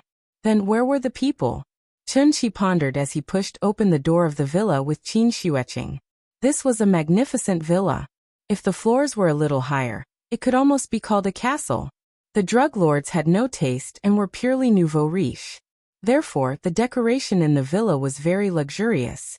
There were all kinds of gorgeous and luxurious furnishings that could be considered dazzling. Among them, the most eye-catching was the bearskin carpet that could be seen as soon as they walked in. The villa was empty. There was no one in sight. The two of them looked at each other. When Chen Shi was about to say something, a child suddenly appeared on the stairs on the second floor. It was a Nanyang child who looked to be only 12 or 13 years old. His face was full of fear and timidity. In sharp contrast, the AK-74 in his arms was the stark contrast. As the most widely used automatic rifle in the world, the AK-47 was known as the world's king of guns. A total of 100 million units were produced. At least 53 countries purchased and fully equipped it. 5 countries even painted it on their national flags. This was the synonym for slaughter. So far, at least 20 million people had died under the muzzle of the AK-47. It was far more than the number of casualties caused by the 2 atomic bombs in Japan. The black barrel trembled slightly. The child seemed to be very afraid. Seeing this, Qin Xueqing could not help but be stunned. But in the moment when she was distracted, the child suddenly opened fire. Da-da-da. The muzzle of the gun spat out tongues of fire. There was no fear on the child's face. There was only excitement and fanaticism. The recoil of the AK-47 was well known. However, because the child had been practicing for a long time, his hands were very steady. He stood on the stairs on the second floor as if he had gone crazy. He laughed wildly as he sprayed bullets downwards. The bullets swept the table, the windows, the furniture, and instantly tore everything into pieces. The 30 bullets were quickly used up. When the child put down the gun and looked at his masterpiece proudly, he suddenly realized that although it was a mess downstairs, the 2 people stood there without moving at all. After sighing softly, Chen Shi turned his head and said to Qin Xueqing helplessly, "The bullets fired from the gun of a 14-year-old child are as deadly as the bullets fired from the gun of a 40-year-old man, maybe even more deadly." Qin Xueqing heard this sentence before. It was from the King of War. However, when this scene happened in front of her eyes, she couldn't help but feel very complicated. Chen Shi did not say anything else. With a wave of his hand, the bullets that stopped in front of them all turned around, and then shot at the child on the stairs at a faster speed. The body was a child, but the heart was a demon, so can't stay. Originally, Chen Shi came with the mentality of avenging his sister-in-law. But after being disturbed by this child, even he began to feel a little uncomfortable. The child was not wrong. It was the world that was wrong. Even a teenager was trained to be a demon that killed without batting an eyelid. This kind of behavior had completely infuriated him. After frowning and glancing at the stairs, Chen Shi suddenly seemed to have noticed something. He quickly looked back at the door of the villa. Qin Xueqing saw his actions. While she was confused, Chen Shi's figure had already disappeared from the hall. Almost at the same time, he was outside the villa. Chapter 160. Missiles were divided into strategic missiles and tactical missiles. The Tau anti-tank missile was a tactical missile. It was produced and used in large quantities during the Cold War. It could be launched from vehicles or helicopters, or it could be carried by infantry. It was mainly used to attack hard targets such as tanks, armored vehicles, bunkers, and artillery positions. The missile was 164 meters long, the diameter was 152 meters, and the total weight was 47 kilograms. In the unfinished Syrian war, a new tactic gradually became popular. As long as they encountered a fortification that was easy to defend and difficult to attack, they would directly bombard it with a Tau missile and blow it up together with the fortification. Simple and convenient. Of course, this tactic was patented by the rich. The price of a Tau anti-tank missile was about $60,000, which was equivalent to 10 AK-47s plus 100,000 bullets. and it was also equivalent to a BMW 5 Series. It sounded like a lot, but for drug dealers, this small amount of money was nothing. When the Tau missile was just launched, its flying speed was only 65 meters per second, which was not as fast as a rocket launcher. But when the wings were unfolded and the propulsion device was activated, the flying speed would increase sharply and could exceed the speed of sound in a very short time. Because he was distracted by the child, Chunshi didn't notice the strangeness outside the house. By the time he reacted, the missile was already right in front of him. Boom! The sudden explosion instantly set off a burst of intense flames and thick smoke. The overwhelming flames covered more than half of the villa. Qin Xueqing rushed out of the villa to take a look. She saw Chunshi standing at the door of the villa, his right hand raised in the air. A semicircular invisible shield blocked the flames and smoke set off by the explosion in the air. Qin Xueqing looked up and saw every detail. The raging flames above the villa looked terrifying, but it was like a monster locked in a glass room. It could only roar and wreak havoc outside. It was like watching a silent movie. The invisible shield even blocked the sound, so only the dancing flames in the sky could be seen, but no sound could be heard. Chunshi withdrew his right hand, and some small flames fell from the sky. What followed were some pitch-black oil and debris, which were the remains of the missile. No need to search, the person is definitely not here. Huh? What do you mean? If I'm not wrong, this base is just a cover-up. After hearing his words, Qin Xueqing frowned and began to think. When she stood behind Chunshi and was about to say something, Chunshi suddenly jumped up from the ground and flew directly into the air. As he flew higher and higher, the topography of Meimen appeared clearly in front of Chunshi. The base, the village, the sea of poppy flowers. From a high vantage point, he could see everything clearly. The base seemed to be very big, but there were not many people inside, which was very unreasonable. Moreover, as soon as they stepped into the villa, a missile was fired at them. This also meant that someone was definitely secretly observing them. Chunshi was too lazy to play the game of cat and mouse with them, so he directly flew up. He wanted to see what other tricks this newly emerged drug lord had up his sleeve. Chunshi hovered in the air, carefully observing every detail below. Because his divine sense had not been restored, he could only use this method to find the enemy's traces. While he was looking around, about 700 or 800 meters behind the base, there was a small soil slope. Suddenly, there was a slight noise from below the soil slope. Immediately afterward, a gate suddenly appeared on the soil slope. After the gate opened, something slowly rose from below. A missile launcher. Unlike the empty shelf in the center of the base, there were already 4 pottery missiles on it. In just a few seconds, the launcher was ready, and the warhead was aimed at Chunshi in the sky. However, just as the first missile flew off the launcher, Chunshi suddenly raised his right palm, and his palm was facing the missile. Just like a traffic policeman directing traffic, the missile suddenly stopped in midair. 2 seconds later, the missile's wings opened, and the propulsion device was fully activated. Accompanied by a strong and dazzling fire, the smoke at the tail of the missile became thicker and thicker, and its body began to tremble violently. However, no matter how hard the propulsion device tried, the missile could not fly forward.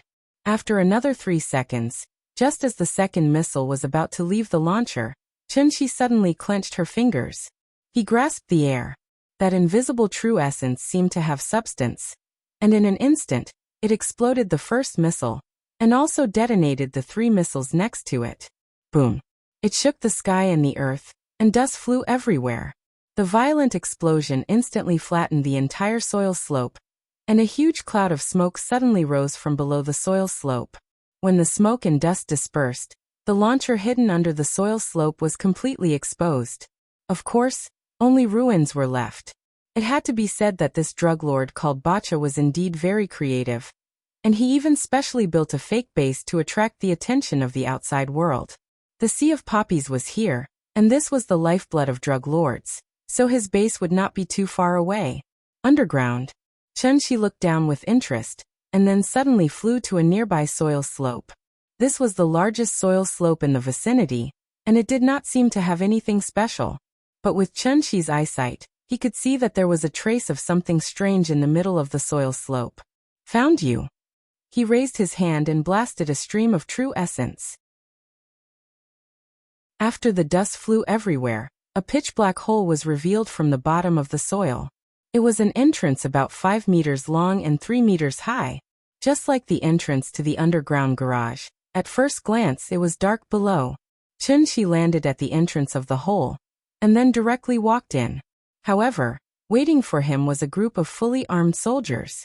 Intense gunshots suddenly rang out from underground, and the crazily gushing flames almost lit up the underground tunnel. A true essence barrier instantly appeared in front of Chun-Shi. Just like an umbrella, it blocked the bullets that rained down like a storm. All the bullets that flew in front of Chun-Shi strangely stopped in mid-air. In a short while, an iron wall made of bullets appeared in front of Chun-Shi. The afternoon sun shone in from outside the hole, and the soldiers stood at the bottom of the tunnel, so they could not see the figure of the person clearly. They looked up, and no matter how hard they tried, they could only see a vague shadow at the entrance of the tunnel. After estimating that even a tank would be penetrated, the soldiers stopped firing. At this time, Chun-Shi waved his hand. The wall of bullets in front of him suddenly turned into a rainstorm and shot at the people below. In an instant, the end of the tunnel became a hell on earth, and endless screams and wails echoed. Chun-Shi slowly walked down the tunnel. When he reached the bottom of the tunnel, there was no one alive. At this moment he was the incarnation of the god of death. Chapter 161. The explosion just now caught Qin Shihuiqing's attention. Although she couldn't fly, her running speed wasn't slow. As soon as Chun-Shi walked into the tunnel, she had already rushed over. Martial artists were too weak in the face of modern weapons. It was fine if it was an assassination, but when it came to a large-scale confrontation like this, she could only hide in the back and cheer. After all, she couldn't compare to a non-human existence, right? So even if she didn't want to admit defeat, she could only obediently hide behind Chun-Shi and follow her cheap brother-in-law to sweep through everything. The underground base was about the size of 3 or 4 football fields, about the same size as the fake base outside. The height of the entire space was at least 4 or 5 stories high, and it didn't feel oppressive at all. There weren't many people in the fake base because everyone was hiding here. As far as the eye could see, rows of military tents were placed in the open space, and many workers in white coats and masks were constantly coming in and out of the tents. Although there were many ventilation devices, the entire underground space was filled with a sour smell. This was because the purification of drugs required acetic acid. How was this a military base? It was clearly a huge drug manufacturing factory. At the same time, it was also an inexhaustible natural treasury. After Chun-Shi killed the soldiers at the end of the tunnel, he stepped into the air and walked directly over the pile of corpses. Qin Shihuiqing didn't have his ability, so she could only jump into the open space on the opposite side. Then they were surrounded. With the two of them as the center, hundreds of fully armed soldiers fanned out and pointed their guns at them. However, this time the other party seemed to have learned their lesson, so they didn't immediately attack. Chun-Shi glanced around. Wherever his gaze landed, the soldiers all retreated in fear. The originally slightly loose encirclement was expanded by his gaze just like that. Only one person didn't move. It was a middle-aged man with dark skin. He looked to be in his 40s and was about 1.8 meters tall.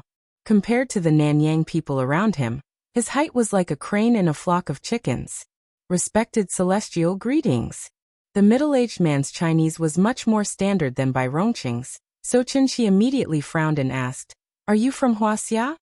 "No, I'm from Shan." "Alright, as long as you're happy." Although he didn't want to admit it, most of the big drug lords in the Golden Triangle who wreaked havoc all over the world were actually Chinese. Even Kun Sa, who had almost unified the Golden Triangle, was from Dianzhou. This middle-aged man was Bacha, the leader of Mayman, a true warlord and drug lord. After hearing Chun-Shi's seemingly joking reply, Bacha immediately felt relieved. He quickly turned his head and gestured to the attendant beside him. Respected celestial being, there's an old saying in Huaxia that goes, "Those who don't know are not guilty." I didn't know of your existence before, so I offended you. Please forgive me. As he spoke, Bacha's entourage brought 2 people forward. They were Ning Zhonghua and Su Wei, whom he had not seen for a long time. And Mr. Chen. When Ning Zhonghua saw Chen Shi, he was so excited that he almost couldn't speak. His complexion was yellowish and dark, and he had lost a lot of weight. The white shirt he was wearing had almost turned into a black shirt.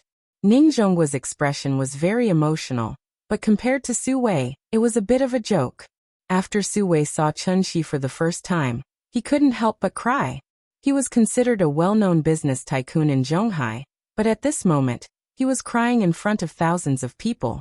It was easy to imagine what kind of grievances Su Wei had suffered. "I'm sorry, the previous misunderstanding caused you two to suffer a lot. I would like to express my sincerest apologies to you two.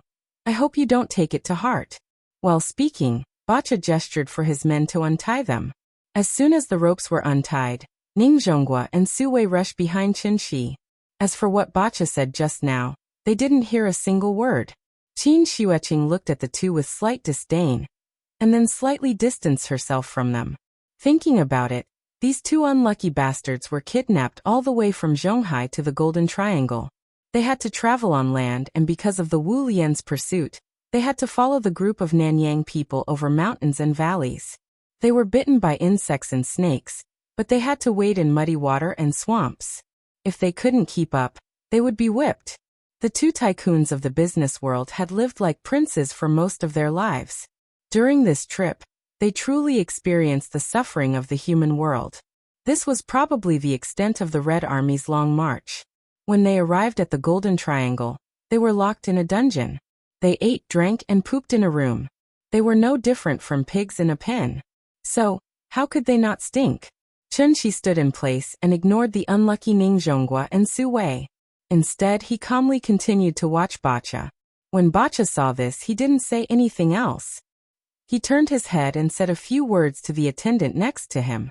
Not long after the attendant left, when he came back, he was pushing a trolley that looked like a food delivery trolley.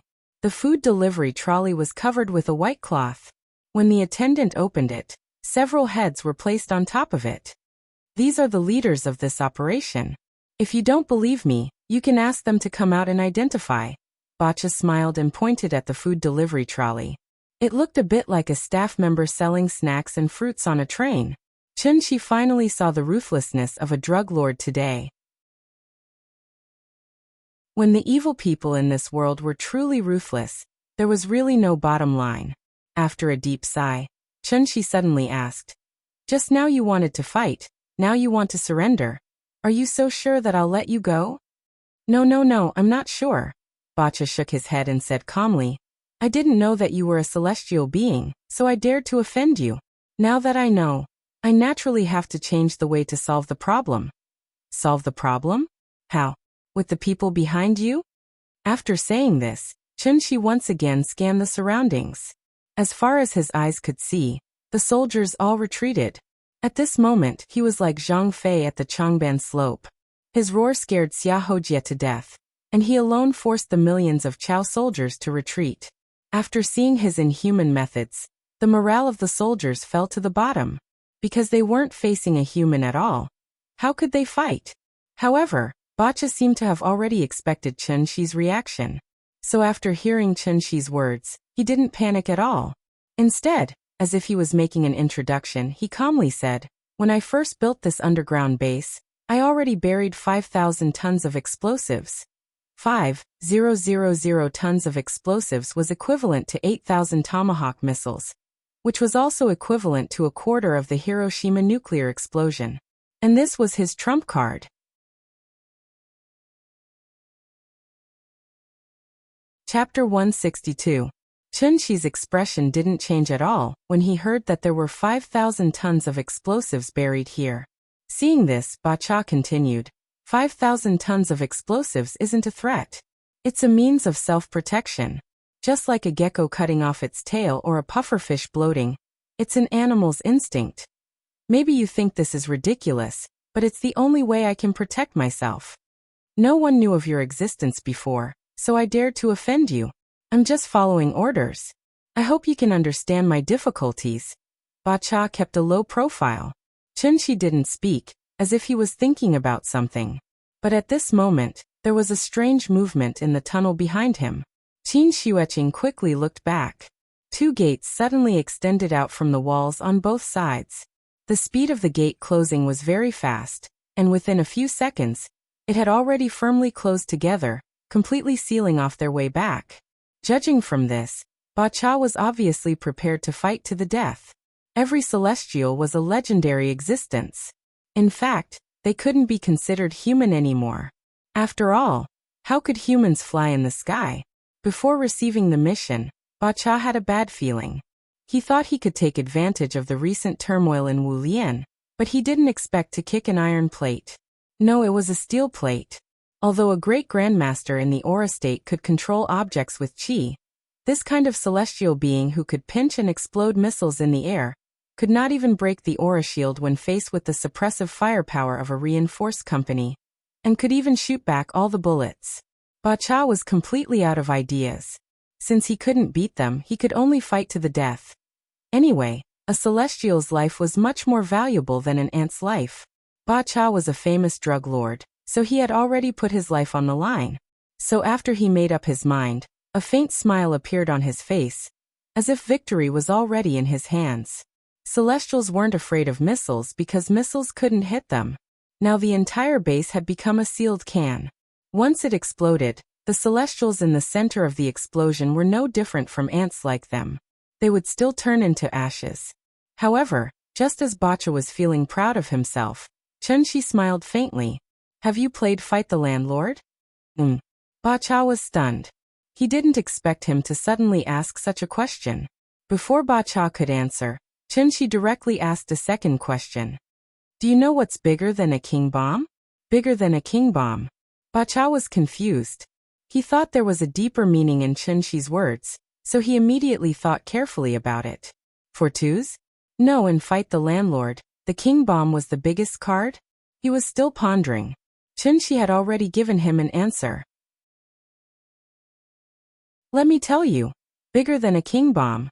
Flipped the table as his voice, Chen Shi's words, and the other Shi's SSSS, his of ST. Before they could react, they were dragged by Chen Shi and flew straight up the tunnel. At this moment, Ba Cha finally reacted. At this time he no longer had any expression of victory, only a face of impatience. He kept roaring at the soldiers, "Beat them! Don't let them get away!" When the nervous soldiers heard his roar, they were so scared that they immediately pulled the trigger. They didn't even see a shadow before they started shooting. Intense gunshots instantly resounded throughout the entire base. However, Chen Shi was extremely fast. In the blink of an eye, he had already dragged the 3 of them to the door that isolated the exit. A long sword condensed from true essence suddenly appeared in his hand. The long sword pierced through the gate. The gate, which was comparable to the gate of a vault, was as soft as a cake.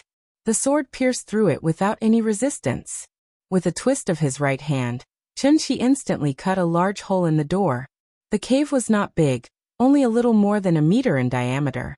Chen Shi led the 3 of them out of the cave, and then soared into the sky. Ba Cha hurriedly led his men to the end of the passage. Looking up, the sunlight was constantly shining through the hole into the passage. Where were the figures of those people?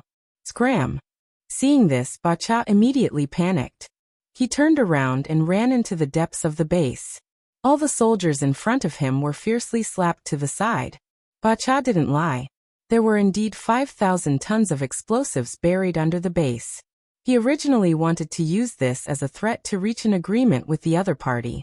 After all, the Celestials were legendary existences. Their status determined that they couldn't be people who would go back on their words. Once the other party agreed to an agreement, the next step would be easy to discuss. He used his trump card, not because he didn't want to live, but because he had no other choice. Retreating in order to advance, trading life for life. The effective killing radius of 5,000 tons of explosives was about 160 meters. It sounded very small, but it had to be known that this was only the direct killing range of the explosion. The explosion would also cause a shockwave, and this shockwave would have a killing radius of 1 kilometer. In other words, once the 5,000 tons of explosives exploded, with the base as the center, a radius of 1 kilometer would be a dangerous area. The other party threw out a sentence that didn't make any sense, then turned around and ran.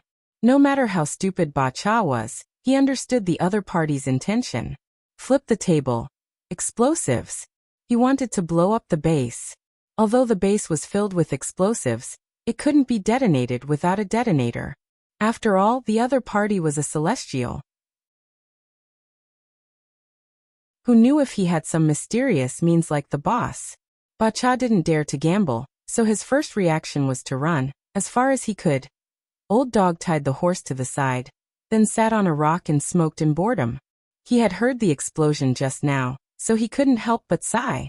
Those two young people were indeed Wu Lian. They broke into the Golden Triangle alone, and started a fight just because of a disagreement. Judging from the noise just now, they probably blew up some building. Old Dog wasn't in a hurry to go home this time. Because they did have some ability, maybe they wanted to cause a disturbance first, then take action. In that case, he would wait until it was dark. If they still didn't come out when it was dark, then don't blame him for running away. He couldn't stay in Maoping village anymore. After going back this time, it was best to hide in Yuebei for a while.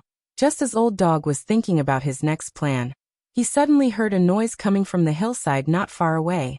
He turned his head and saw that it was the woman just now. The woman and two middle-aged men.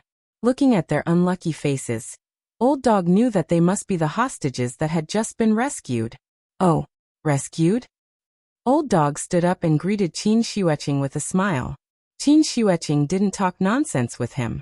Before she walked down the hillside, she said to him directly, "Let them get on the horses. We have to leave here quickly." Old Dog's face changed when he heard that. He hurriedly asked, "Have Ba Cha's men caught up with us?" Qin Xueqing ignored him and signaled Ning Zhonghua and Su Wei to get on the horse. Then she started to run along the road they came from. "Hey, wait for us." Ning Zhonghua and Su Wei were too slow. After Old Dog pushed them onto the horse, he led the horse and quickly chased after them. The few of them ran wildly on the mountain road. But after running for a few minutes, a light suddenly exploded, followed by a violent vibration behind them. Old Dog was surprised and couldn't help but look back.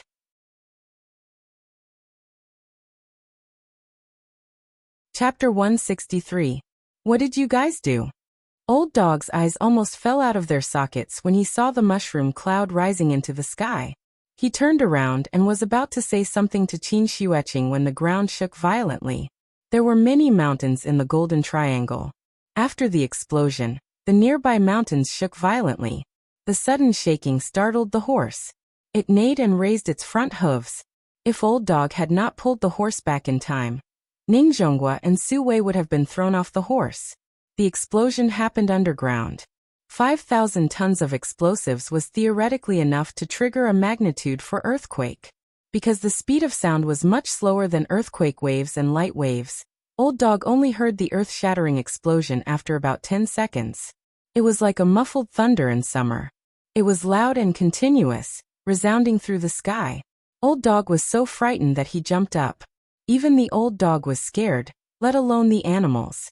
In an instant, all the birds in the forest were frightened and flew out of the forest. They covered the sky and the earth, even blocking the sunlight. The birds flapped their wings. It was as if it was raining. The horse whined and raised its hooves to gallop away. Old Dog was not paying attention, and the reins slipped out of his hands. The horse rushed forward with Ning Zhonghua and Su Wei on it. Ning Zhonghua hugged the horse's neck tightly, while Su Wei hugged Ning Zhonghua's waist tightly. The two unlucky fellows sat on the horse's back, shouting for help as they were carried away by the horse. The tremor lasted for about a minute. Unlike when they came, the four of them were running all the way back. So after a while, they returned to the small village from which they came. Because of the big explosion just now, the villagers in the village were so frightened that they all ran out. The adults and children were all gathered together, chattering about something that no one knew what. Qin Xueqing saw Chen Shi standing in the sea of poppy flowers at a glance. He seemed to be thinking about something. Qin Xueqing came close behind him. After pondering for a moment, she suddenly asked, "You want to destroy these things?" Hearing this, Chen Shi sighed deeply. Then he smiled and said, "I did have such a plan just now. But after thinking about it carefully, I realized I really don't have that ability. Even the moon had been conquered. Yet humans were defeated by a small plant. Was he really unable to resist it? Actually, that wasn't the case. Drugs were easy to suppress, but not the human heart. Put out the poppies, marijuana, morphine, cocaine. Even if these plants were completely wiped out, humans would still research new types of chemical drugs. He could destroy Maimon and the Golden Triangle, but he could not call back the hearts of those who had abandoned themselves. Qin Xueqing understood what Chen Shi meant. She didn't know what she was thinking, but she suddenly took out her phone and mumbled to herself. But seriously, this place is really beautiful. I have to take a picture as a souvenir. As she spoke, Qin Xueqing took a picture of everything in front of her. Click.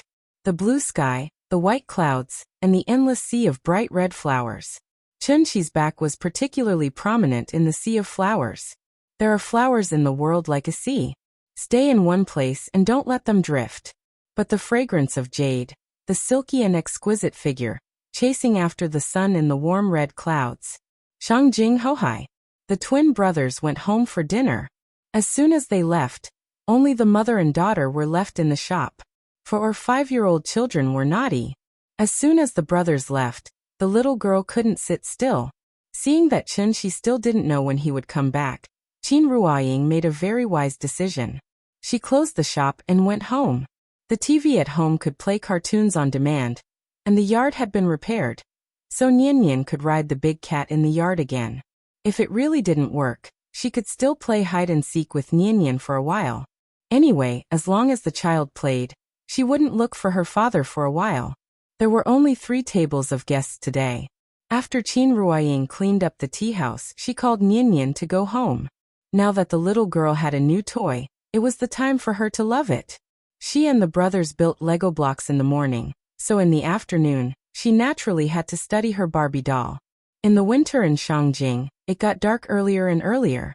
It wasn't even 5 o'clock yet, but the sky seemed a bit hazy. The mother and daughter walked to the door of the tea house. As soon as they opened the door, a gust of cold wind hit them in the face. It was snowing outside again. Qin Ruoying turned to close the door. The little girl stood obediently beside her, holding her Barbie doll and playing with it. The little girl was still young, so her playing was very rough. She didn't think about how to match the doll. Instead, she constantly twisted the Barbie doll's limbs and made a variety of abnormal shapes. The mother and daughter didn't notice that Chen Shi had come back. Because there were no passers-by nearby, Chen Shi landed directly on the street outside the tea house. Nian Nian wore a white down jacket today, a pair of brown cotton boots on her feet, and a pink wool thermal hat on her head. She looked round and very cute. Qin Ruoying also wore a white down jacket, which was a parent-child outfit with Nian Nian. She didn't wear a hat, and her beautiful black hair naturally hung down to her shoulders, which she casually tied together with a rubber band. Chen Shi didn't disturb them. When Qin Ruoying closed the door and turned to take Nian Nian home, she suddenly saw Chen Shi on the street. It seemed that she was startled by the sudden appearance of Chen Shi. Qin Ruoying immediately rolled her eyes at him. At this time, the little girl also looked up and saw Chen Shi. "Papa, you're back." With a clear sound of "Papa," the little girl let go of Qin Ruoying's hand, waved her arms and ran toward Chen Shi. Chen Shi quickly squatted down and held the little girl in his arms. After Chen Shi stood up with her in his arms, the little girl sat in Chen Shi's arms and handed the Barbie doll to Chen Shi. She pouted and said coquettishly, "Papa, dolls are not fun." Looking at the Barbie doll that was twisted like a fried dough twist, Chen Shi didn't know whether to laugh or cry. He quickly comforted her. "You can't play with Barbie dolls like this. Papa will teach you later, okay?" "Okay." The little girl nodded happily. In fact, she didn't care much about what she played. She cared more about who would play with her. Qin Ruoying came over, and Chen Shi quickly freed his left hand to hold her hand. "Where's Yuanqing?" "She's in Spring City. She'll be back tomorrow." "Is she all right?" "She's fine. It's just a broken hand. She'll recover when she reaches the gold core stage." "How long will it take?" "With her diligence, I don't think it'll take long." "That's true. I want to eat braised lion's head." A noise suddenly came from the middle, interrupting the couple's conversation. It turned out that the little girl was a little unhappy because they kept talking and neglected her. Okay, Papa will make it for you. What else do you want to eat? Kung Pao chicken. Okay, what else? Pork ribs, sweet and sour pork ribs. Okay, Papa will make it for you. Papa is the best. What about Mommy? Mommy is good too.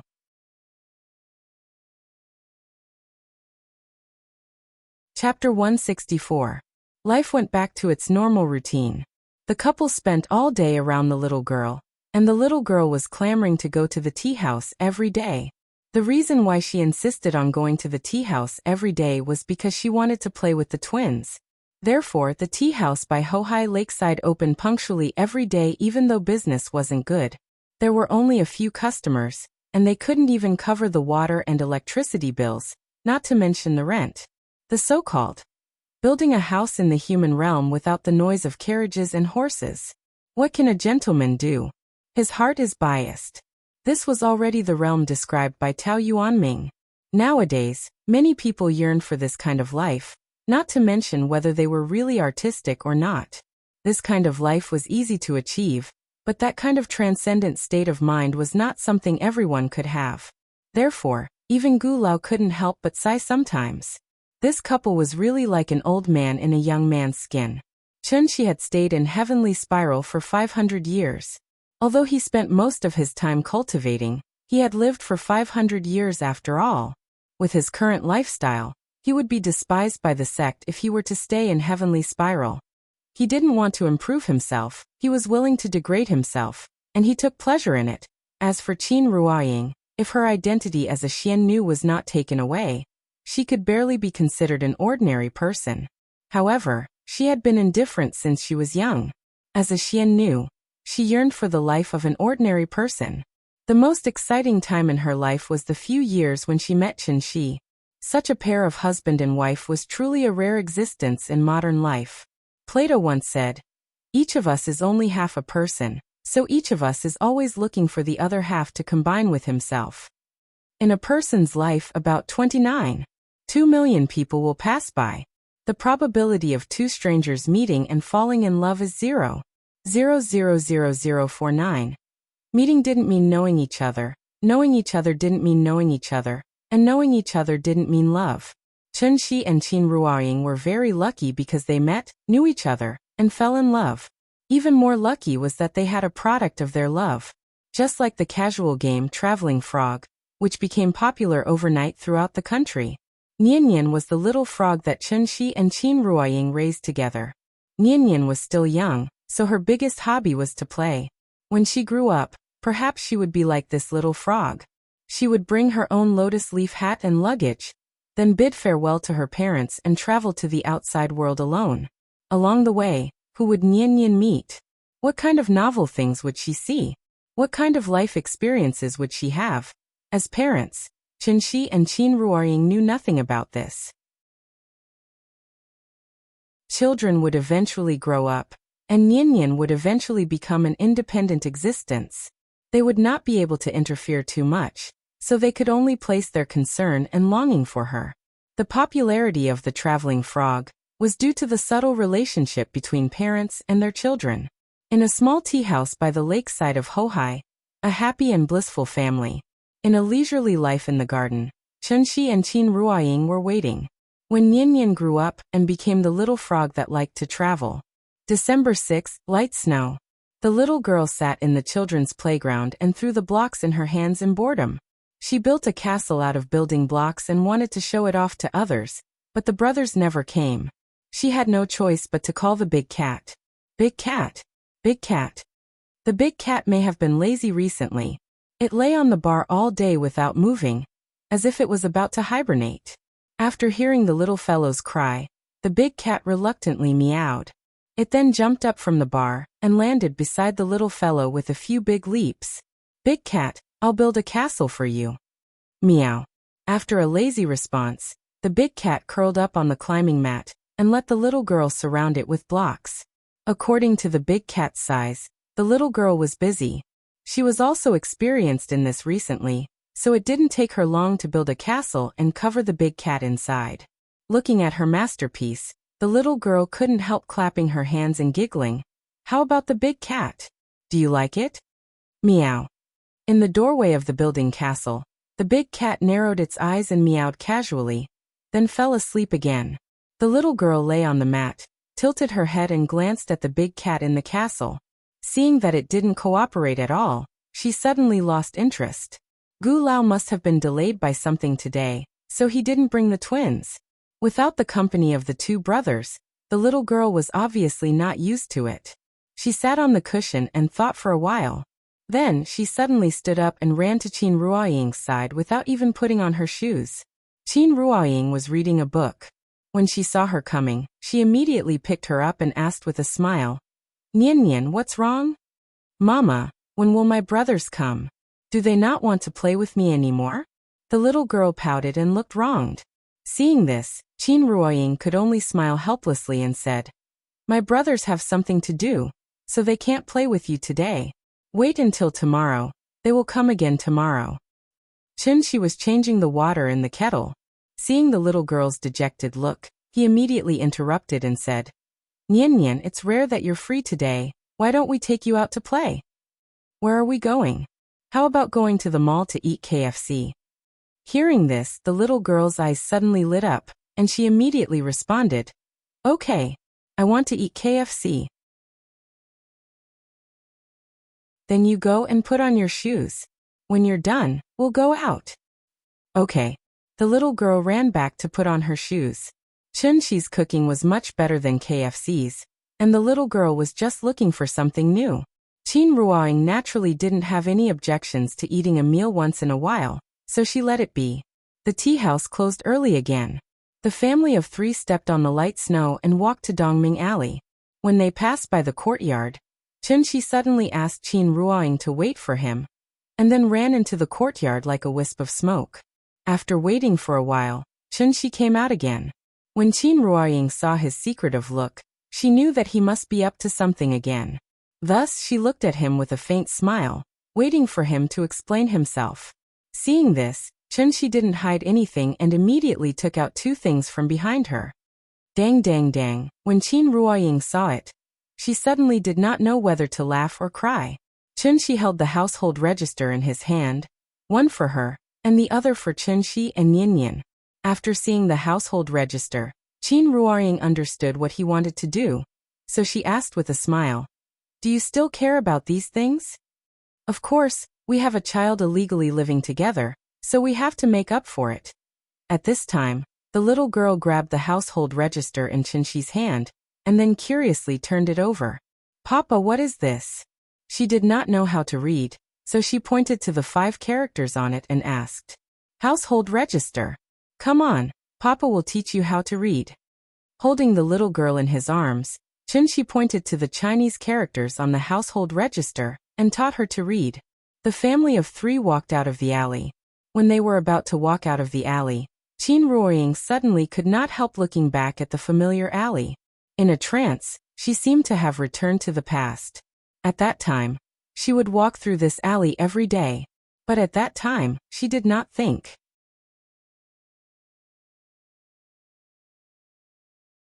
Chapter 165.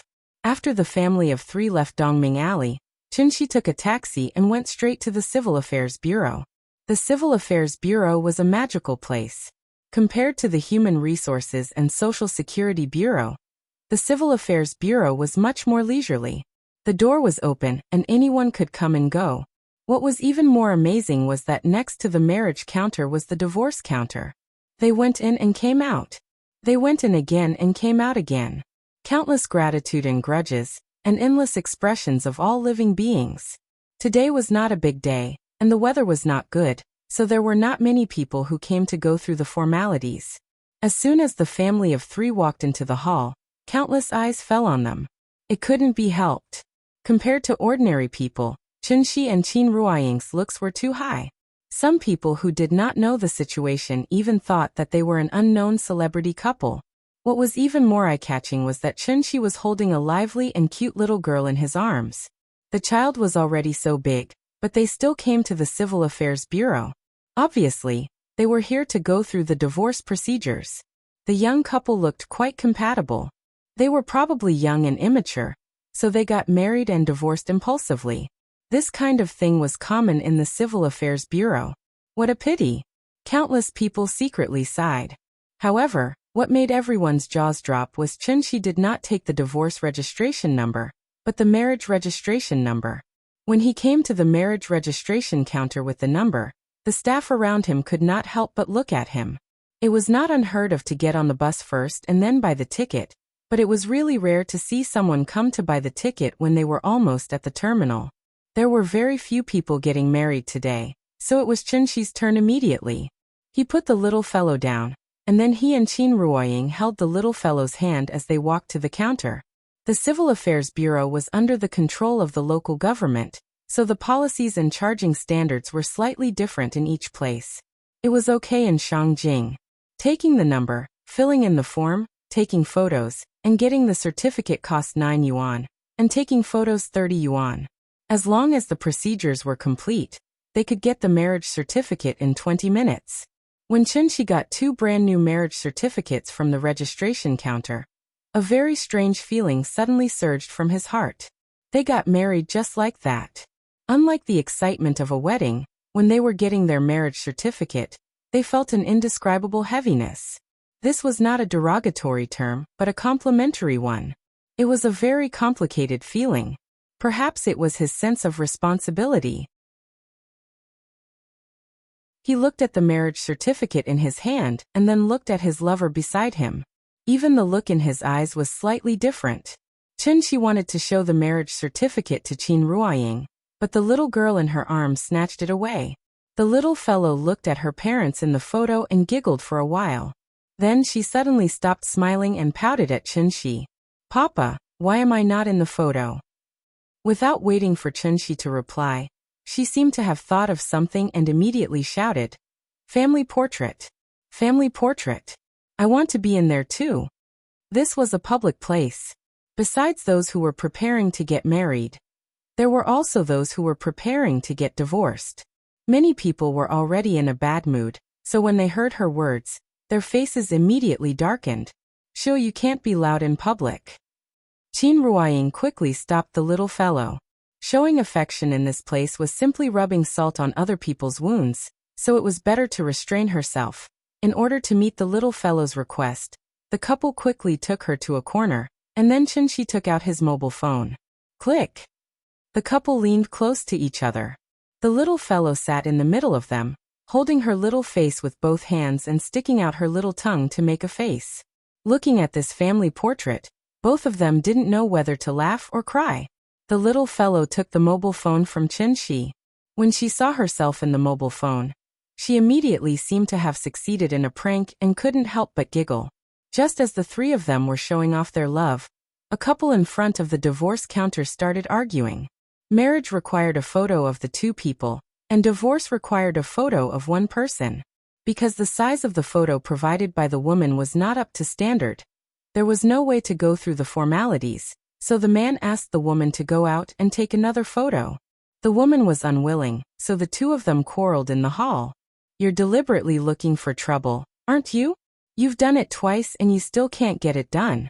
Let me tell you, I don't want to do it a 3rd time. Are you in such a hurry to marry that vixen?" The man's attitude was very bad, so the woman's mood immediately rose, and she opened her mouth to retort. Their voices were very loud, and they immediately attracted the attention of everyone present. When the man heard the woman's words, he was so angry that even his face turned red, so he roared angrily, "Watch your mouth. At this point, both of us know what's going on. Don't embarrass yourself here with me." The woman was stunned. After hesitating for a moment, she suddenly threw herself into the man's arms. Then the woman cried bitterly as she lay in the man's arms and murmured, "I don't want a divorce. I don't want it. Let's start over, okay? Okay?" The man was also stunned. Looking at the most familiar stranger in front of him, the oath he once made immediately echoed in his ears. After all, she was the person he was most familiar with. After a deep sigh, the man didn't push the woman away, but gently hugged her. At this moment, the staff at the counter smiled and said, Why don't you two go back and think about it? She came twice, but she even got the size wrong. Was this woman really that stupid? It was because she didn't want a divorce. Looking for trouble, this was the last way she could think of to delay it. However, after hearing the staff's words, the man gently shook his head. He whispered a few words to the woman, then pulled her out of the hall. This kind of episode happened almost every day, so the staff had long been numb to it. Seeing that the man and woman seemed to be in a dilemma for a while, he directly called the next number. The little girl looked at the scene in front of her in a daze. With her young mind, she really couldn't understand the complexity of it. After seeing the man and woman leave, the little girl raised her head and asked in confusion, "Why is Auntie crying?" "Because she's going to be separated from Uncle." "Why does Uncle want to be separated from Auntie?" Chunshi didn't know how to answer. After hesitating for a moment, he had to smile and rub the little girl's head, and then very stiffly changed the topic. "Come, let Dad hug you and let Mom rest. We're done with our business. Now I'll take you to eat KFC. Are you happy?" "Yes." As soon as she heard about KFC, the little girl fell into the trap. After obediently climbing into Chunshi's arms, she began to talk about what she wanted to eat later. Then, under the envious eyes of many people, Chunshi held the little girl in one hand and Qin Ruoying in the other hand, and slowly walked out of the marriage registration office. Marriage was like a carved ship. It depended on how you appreciated it and how you steered it. If you were wise, even if you didn't know your lover before marriage, you could be respectful to your lover after marriage.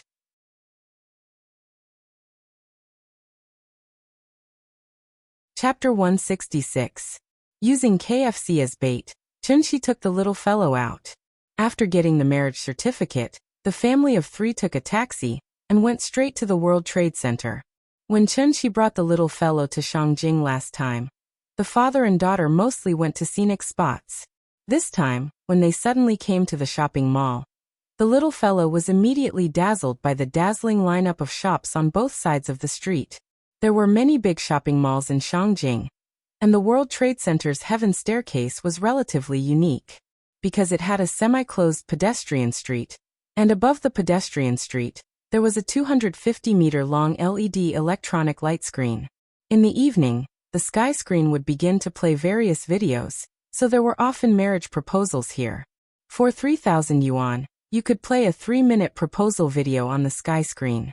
When the video suddenly played, the moment of romance could really melt anyone. Therefore, it was rumored that the success rate of marriage proposals here was particularly high. It was still early, and it was winter, so the World Trade Center's Heaven Staircase looked a little deserted.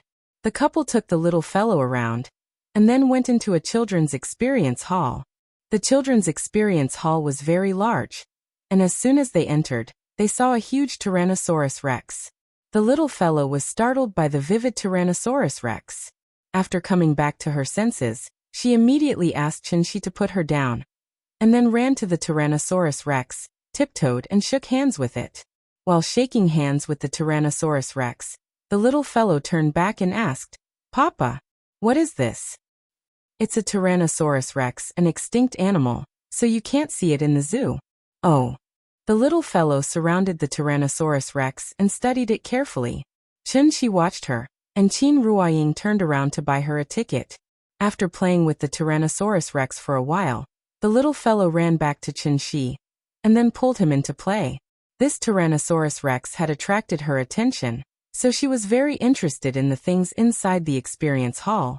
The floor of the children's experience hall was cushioned, so shoes could not be worn in. After changing shoes, the family of 3 walked into the entertainment area. After entering the door, there was a large sand pit. The sand was carefully selected fine sand. The little fellow changed into her boots and jumped in directly. In the sand pit, there was an excavator toy that was especially popular in the past 2 years. Under Chunshi's guidance, the little girl successfully operated the excavator to dig out a pile of sand and put it into the hopper truck. Then she happily rolled around in the sand pile.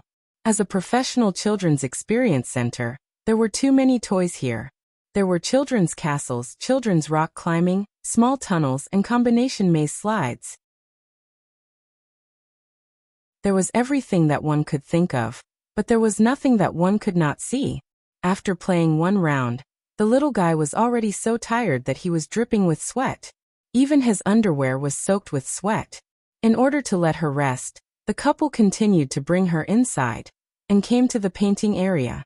The little girl had learned to draw in kindergarten, so when she got the coloring board, she sat on the stool obediently and studied it.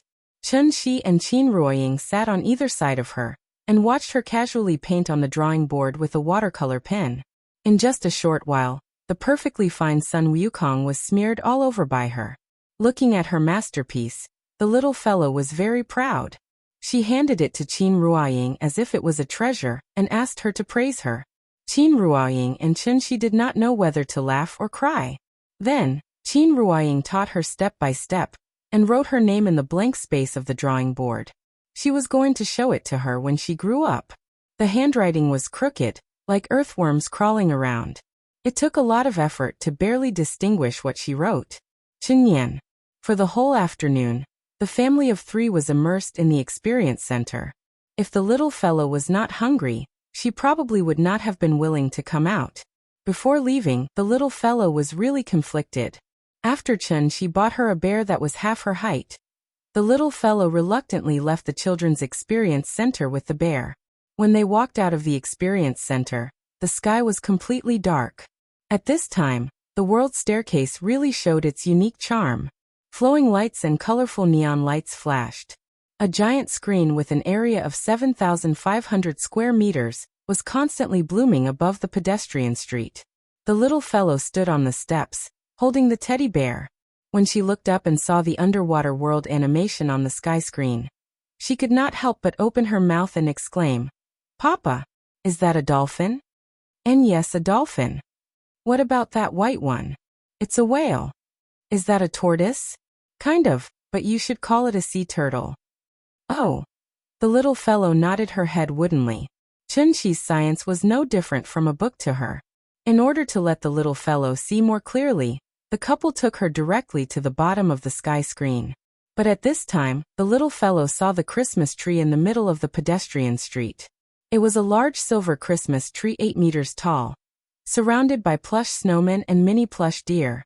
The Christmas tree shone with silver light and looked particularly dazzling. The little fellow ran to the fence, and wanted to reach over the fence to touch the plush snowman next to her, but was stopped by Qin Ruoying in time. "Nian, don't climb over the fence without permission, understand?"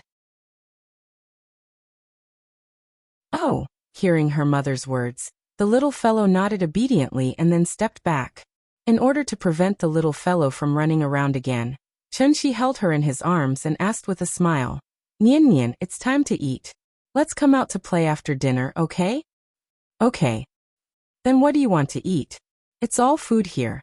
Hearing this, the little fellow sat in his arms and twisted her body to look around.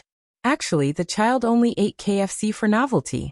After coming out to play for so long, she naturally had long forgotten about KFC. She could not read, so she looked around and did not see anything. Seeing that she did not have any ideas, Chun-Shi turned to look at Qin Ruoying. Qin Ruoying pondered for a moment, then pointed to the boiling fish village not far away and said with a smile, "How about that one? It seems to be Sichuan cuisine. It should be good." Aunt Zhang was from Chengdu, and both mother and daughter grew up eating her cooking. Naturally, they had a special feeling for Sichuan cuisine.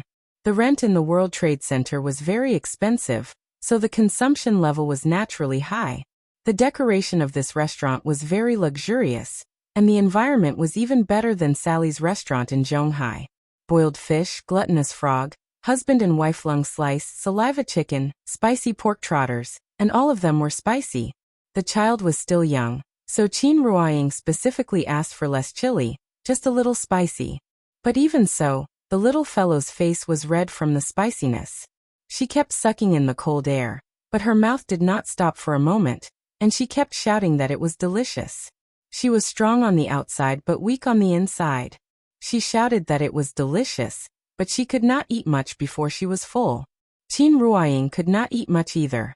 Looking at the table full of leftovers, Chun-Shi had to ask the waiter to pack it up. After eating, the little fellow seemed to be tired. After she handed the toy bear to Qin Ruoying, she obediently shrank in Qinshi's arms. In just a short while, he had already fallen into a deep sleep.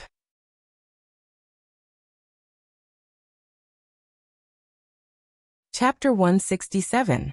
The next morning, when Qin Ruoying got up and washed up, Qinshi was already busy in the yard. He dug another hole in the bluestone floor that had just been paved. After glancing at the little guy who was still sleeping soundly, Qin Ruoying quietly walked out of the west wing. When she came to Qinshi's side, she found that Qinshi had gotten a jar from somewhere. He was squatting next to the jar, busy with something. After noticing that Qin Ruoying came over, Qinshi looked back at her, picked up a bowl from the side, and scooped some wine from the jar with the bowl. Qin Ruoying just took the bowl from him, and a fragrant smell of wine rose directly from the bowl and hit her nose. The smell of the wine was very light, and there was a slight indescribable fragrance in it. "This is wine." "Yes, have a taste." Hearing this, Qin Ruoying picked up the bowl and took a sip. She didn't drink and didn't know much about wine, but with this sip, she could still feel a fragrant but not overpowering, mellow and elegant taste from it. In the unique spicy taste of white wine, there was a clear, refreshing, mellow and clean taste. It was really soft in the mouth, and the aftertaste was pleasant. It was very delicious. "What wine is this?" "Daughter's red." "How is it?" "My skills are good, right?" "You can make wine?" "Of course, your husband knows everything, and there is nothing he can't do." Qinshi smiled proudly. Qin Ruoying smiled and glanced at the empty wine bottle beside him, but didn't say anything. Maotai, Fengjiu, Luzhou, Laojiu, Shifengjiu, the 4 famous wines of Huaxia were all taken by him. In addition, there was also Wuliangye, Guojiu 1573, Jiannanchan, and so on. No matter what type of wine it was, whether it was Maotai flavored, Qingfeng flavored, or Feng flavored, they were all put into a soil jar by Qinshi.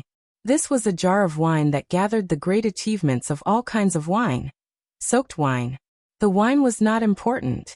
What was important was the spirit medicine within. It wasn't an exaggeration to say that every drop was a great supplement in the world. 1 drop was equivalent to a Peiyuan Dan. After being refined by Qinshi with her immortal techniques, the wine could truly be considered the so-called nectar of the bejeweled nectar. After the wine entered his mouth, the spiritual qi of heaven and earth contained in it flowed through his throat and into his limbs. Qin Ruoying only felt that the more she drank, the more sober she became. In a short while, she drank the entire bowl of wine into her stomach. Seeing that she liked it very much, Qinshi asked with a smile, "Would you like another bowl?" Hearing this, Qin Ruoying thought for a moment and shook her head. She chuckled and said, "This is not the time to drink Nuer Hong. Let's bury it. When Nian gets married in the future, we'll have a drink together." "All right." After covering the jar and putting it into the hole under the locust tree, Qinshi set up a spirit gathering formation and a spirit binding formation around it. In order to prevent it from being accidentally destroyed, Qinshi even set up a defensive formation. What a joke! This was the new Hong that he had specially brewed for Nian. What if it was stolen? As early as 304 AD, the world's first botanist, Ji Han, wrote the description of southern vegetation. It said that when a woman was a few years old, she would brew wine. When a woman was about to get married, she would prepare wine for the guests. It was called Nuer Hong, and the taste was absolutely delicious. After giving birth to a daughter, she would brew a jar of Nuer Hong and hide it under the osmanthus tree at home. When she was free, she would step under the osmanthus tree a few times, as if her heart would feel more at ease. The daughter's hair would be tied with a red headband. Her eyebrows and eyes would be like willow leaves during the Qingming festival. She would become more beautiful and bigger day by day. When the daughter got married, the father would dig out this jar of wine as a dowry. According to the customs of ancient times, the first 3 bowls of wine that the daughter scooped out of the jar would be presented to her father-in-law, and her husband. The meaning was that she prayed for the family to be healthy and prosperous. Daughters were the treasures of fathers. When he thought that Nian would grow up and get married in the future, Qinshi felt like the cabbage that he had worked so hard to grow had been eaten by a pig. Many people felt that it was a loss to have a daughter, but they never thought that other people's pigs had eaten their cabbage. But it was because of this cabbage that other people's pigs had become their pigs. Of course, this was just a joke. After all, the idea of favoring boys over girls was not as serious as before. After using soil to cover the jar, Chinchi restored the tiles on the ground to normal. No one would be able to tell that there was a jar of wine buried under the ground. He turned around and was about to call Qin Ruoying back to the room when Qin Ruoying looked thoughtfully at the east wing and asked, "It's been 3 days. Why hasn't Yuan Qing returned yet?" "She's probably delayed by other things. Don't worry, she'll be fine." After indicating that Qin Ruoying did not need to worry, Chunshi led her back to the west wing. Perhaps it was because she was too tired from playing yesterday, so it was already past 9 in the morning, but the little fellow was still asleep. It was rare for the little fellow to sleep so soundly, so the couple did not wake her up. Instead, they sat in the other corner of the room and let Chunshi guide Qin Ruoying's cultivation. Qin Ruoying's cultivation was also slacking. Even if Chunshi gave her all kinds of cheats, she had only just stepped into the early stage of qi refinement after cultivating for so long. She was not anxious at all. When it was about 11 o'clock in the morning, the little guy finally let out a whimper. During this time, Qin Ruoying had been taking care of her. After hearing the little fellow's moans, Qin Ruoying immediately stopped cultivating and quickly walked to the bedside. "Nian Nian, are you awake?" "Ugh." The little fellow did not speak. She mumbled and rolled on the bed. After she moved her body and was almost awake, Qin Ruoying picked her up from the bed and went straight to the bathroom. Probably because she slept for too long, the little fellow did not come back to her senses for a long time. After washing up, she directly lay on Qin Ruoying's shoulder and continued to sleep listlessly. When Chunshi saw her unlucky appearance, he could not help but pinch her little face, and then took a crystal bun and waved it in front of her eyes. Oh! With delicious food in front of her, the little fellow finally became energetic and stretched out her neck to take a bite. But at this time, Chunshi suddenly retracted his hand, making her bite empty air. The little fellow pouted and was about to be unhappy. Chunshi hurriedly stuffed the bun into her mouth. "Is it delicious?" "Delicious." When the bun entered her mouth, there was a strong fragrance. She was also greedy. She bit off more than half of it in one bite. Her mouth was like a hamster's mouth, round and very cute. "Eat slowly, don't choke." Qin Ruoying touched her head, then put her on the chair and let her eat. At this time, Chunshi's phone suddenly rang. He picked up the phone and saw that it was a call from Gulao. "Hello. Gulao. Boss Chin, why are you not open today?" "Hey," the child slept in and delayed the opening. "Please wait a moment. We will come right away." "Okay, then we will wait outside for a while." Today, the little fellow got up too late. The old man came with the twins, but the tea house was not open yet. So he called to ask about the situation.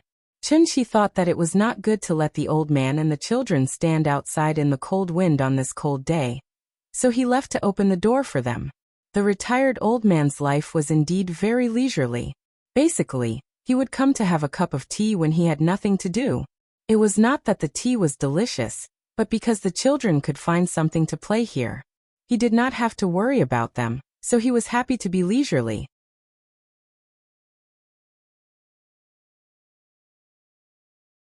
Chapter 168. Morning, 11:20. After breakfast, when the mother and daughter came to the tea house, Chunshi was already playing Go with Gulao, and the brothers were also piling up blocks in the children's playground.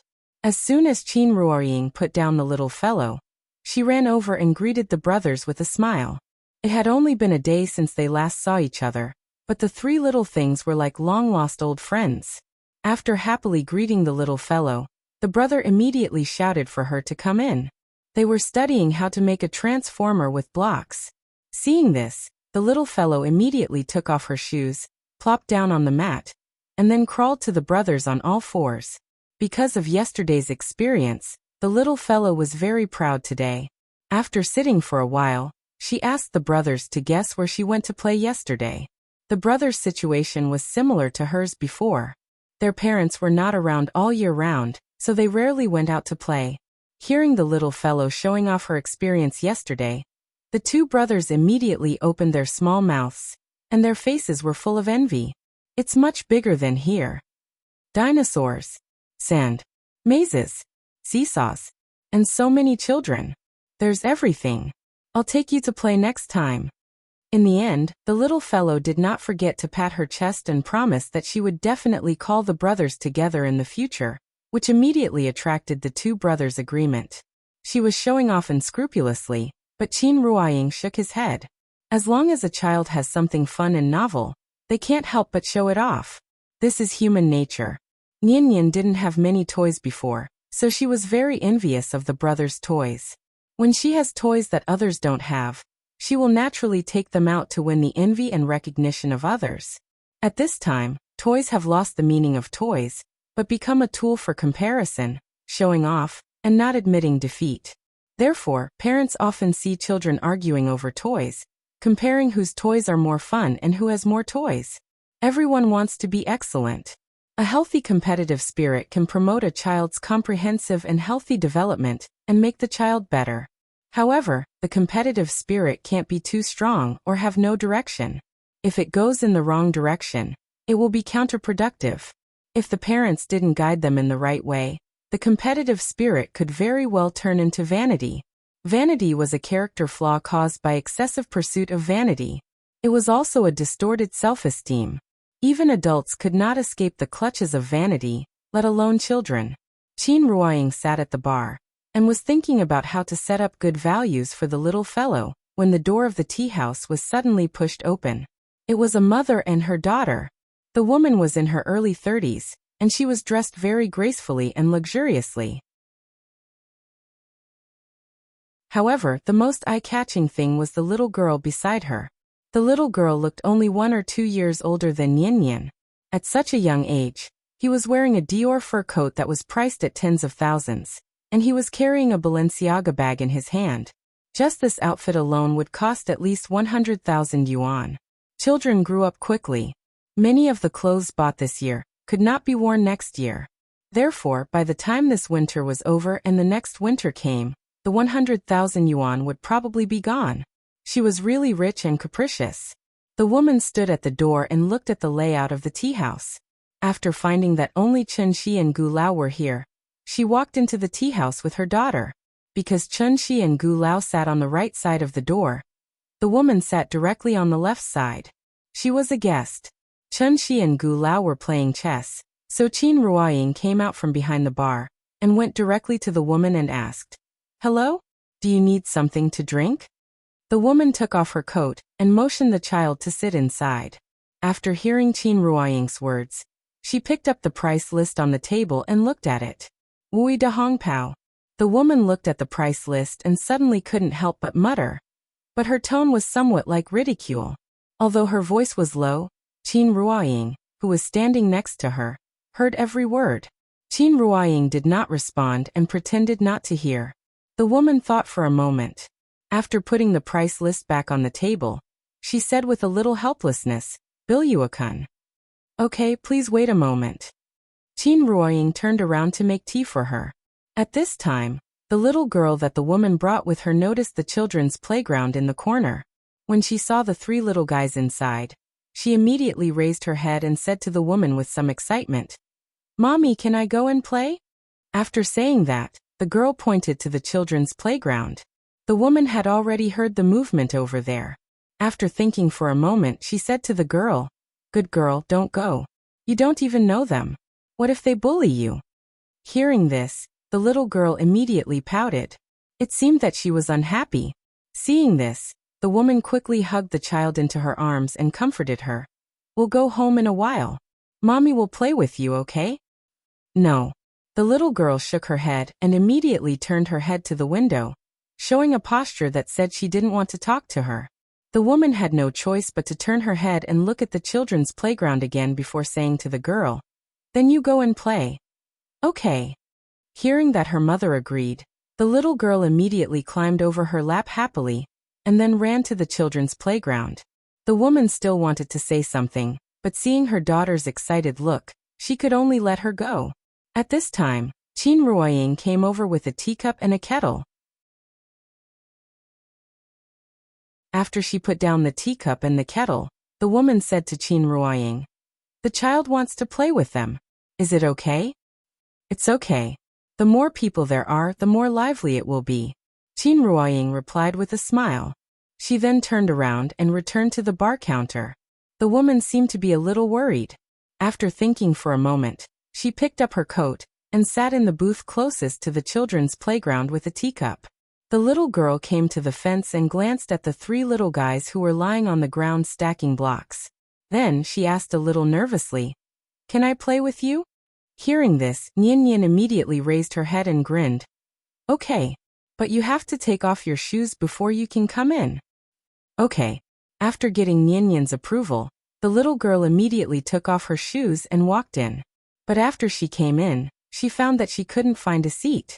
The 3 little guys each sat in a direction with the building block castle as the center. The 2 brothers were lying on the ground with their buttocks raised high, so they took up a lot of space, making it impossible for her to squeeze in. Seeing this, the little guy immediately patted the 2 brothers, indicating that they should make room for her. You guys make way. There's no space.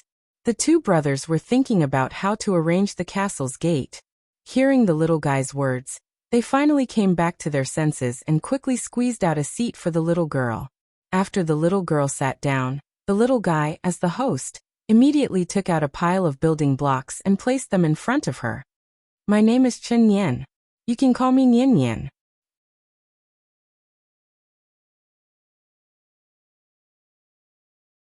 Chapter 169. Nian Nian Tian Tian When One Ming Ming.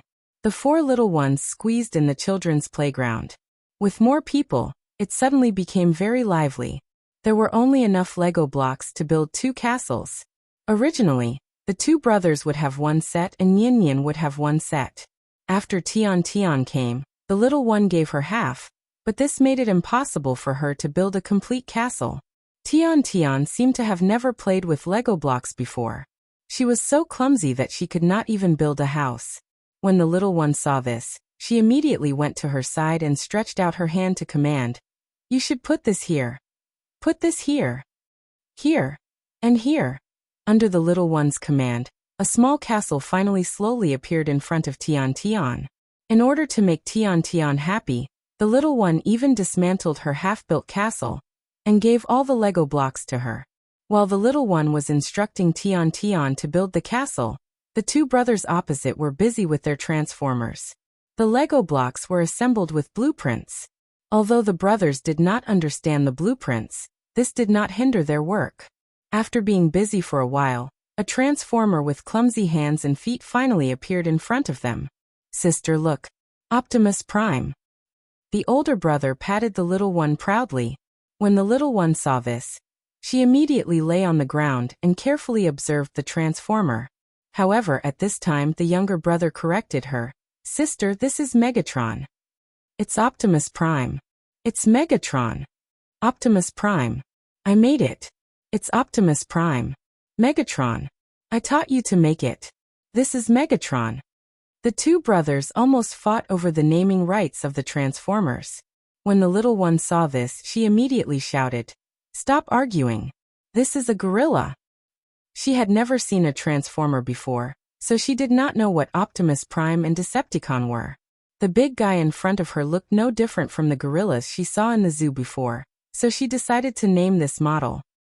Gorilla is better than Megatron. Better than Optimus Prime.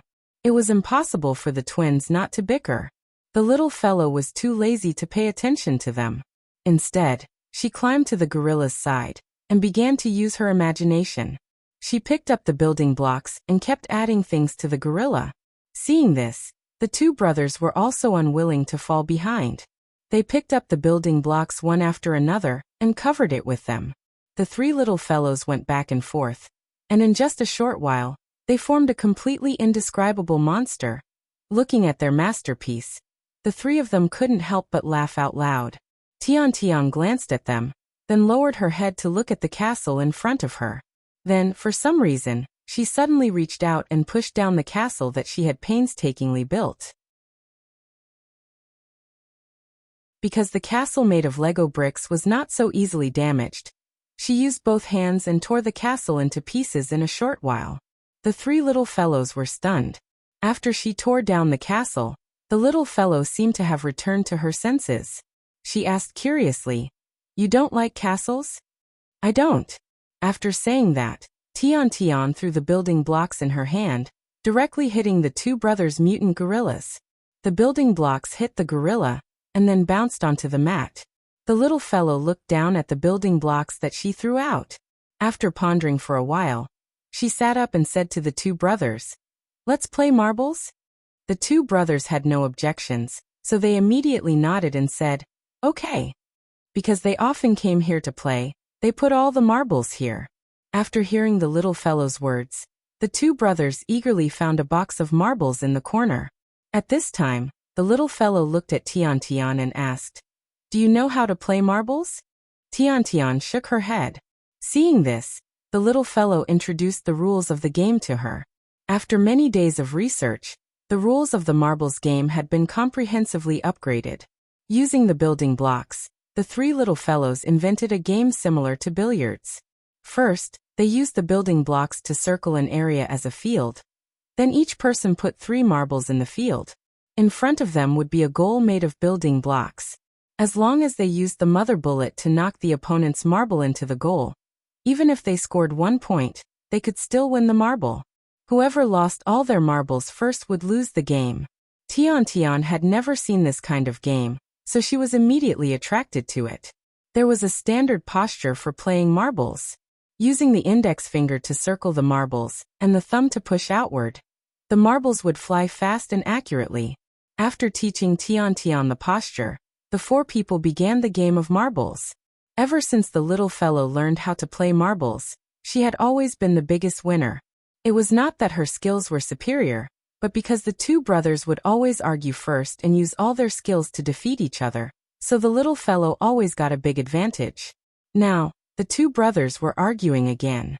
The older brother took the lead and directly hit the younger brother's marbles to the side of the goal, almost hitting the target. Seeing this, the little fellow decisively chose to hit the younger brother's marbles directly into the goal, and she was the first to get a point. It was Tiantian's turn. She looked left and right and chose the marbles that looked easier to hit the older brother. After looking for a while, Tian Tian hit the marbles in her hand. Unfortunately, her skills were too poor, so the marbles that looked easy to hit missed because she missed the opportunity.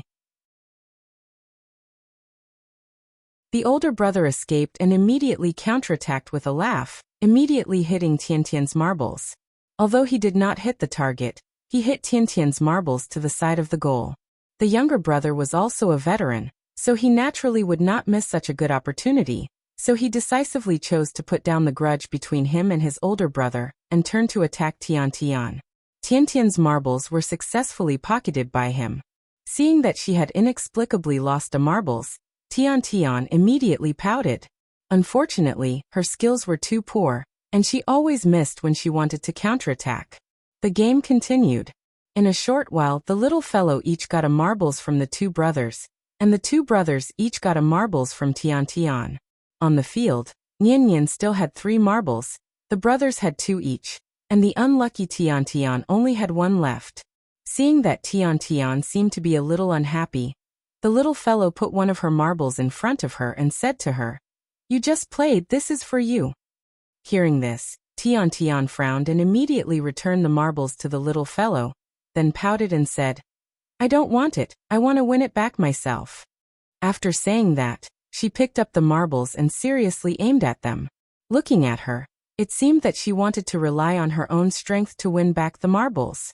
Seeing that she did not want it, the little fellow did not care about her anymore. She lay on the ground and began to compete with the two brothers again. Tian Tian was a newbie, so the two brothers did not hit her last marbles again, but fought with each other. However, when the little fellow hit another marbles, the older brother could not help but panic. Because he only had 1 marbles left, the older brother looked at the field and found that Tiantian's marbles were the easiest to hit, so he directly aimed at Tiantian's marbles. After all, he was about to be eliminated, so he naturally did not want to be modest to the newbie. Ping! The marbles collided with each other, making a crisp sound. Immediately after that, Tiantian's last marbles were hit into the goal. I hit it. Mine. This one is mine. The older brother sat up excitedly. However, just as he was about to reach out to pick up the marbles in front of Tian Tian suddenly burst into tears. This sudden turn of events shocked the three little fellows. And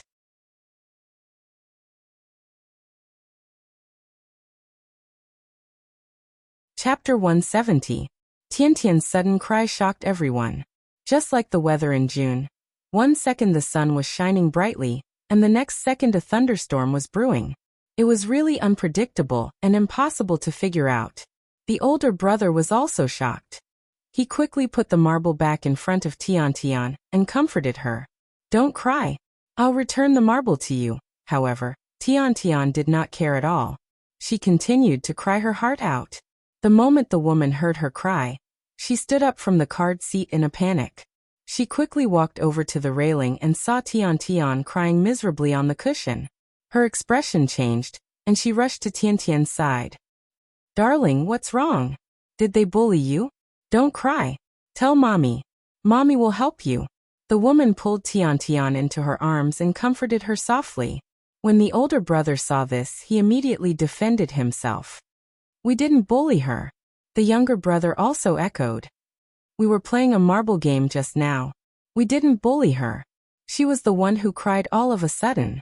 Although the brothers often bickered with each other, they were not careless at all when they needed to work together to deal with outsiders. Tian was crying miserably. When she saw the woman coming over, she immediately threw herself into her arms.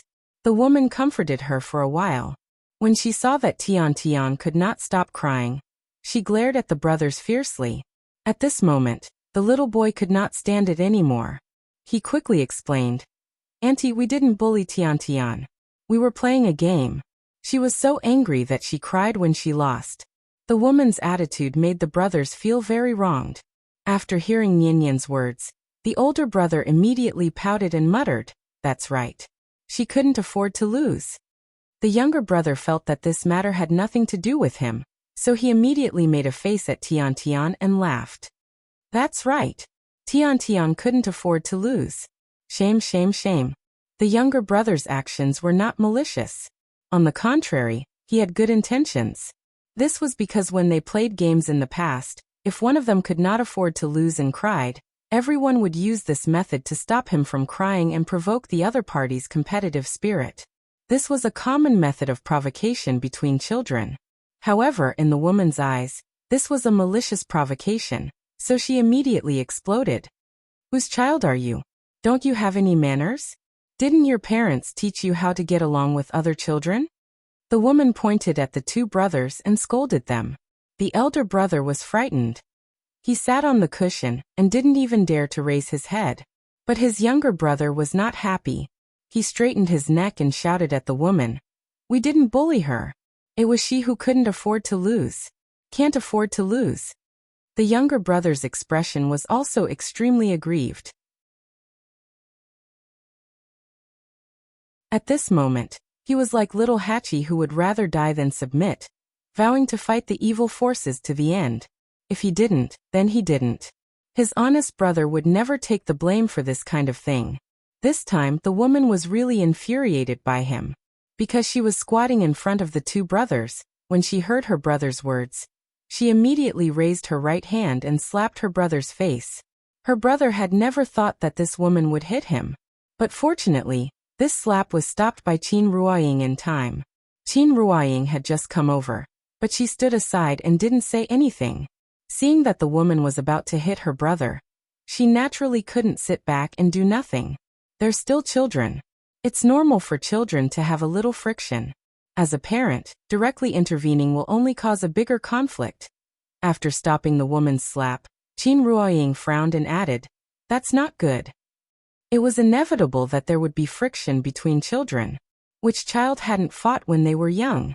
So when a parent faced this problem, it was best to follow the three-nose principle. Don't be angry, don't intervene, and don't be afraid of being taken advantage of. This seemingly negative attitude was the most basic, simplest, and most effective way to cultivate healthy relationships between children. Children would be angry, but they would never hold a grudge. If a parent immediately intervened when a child had a little friction, this behavior was destructive in itself.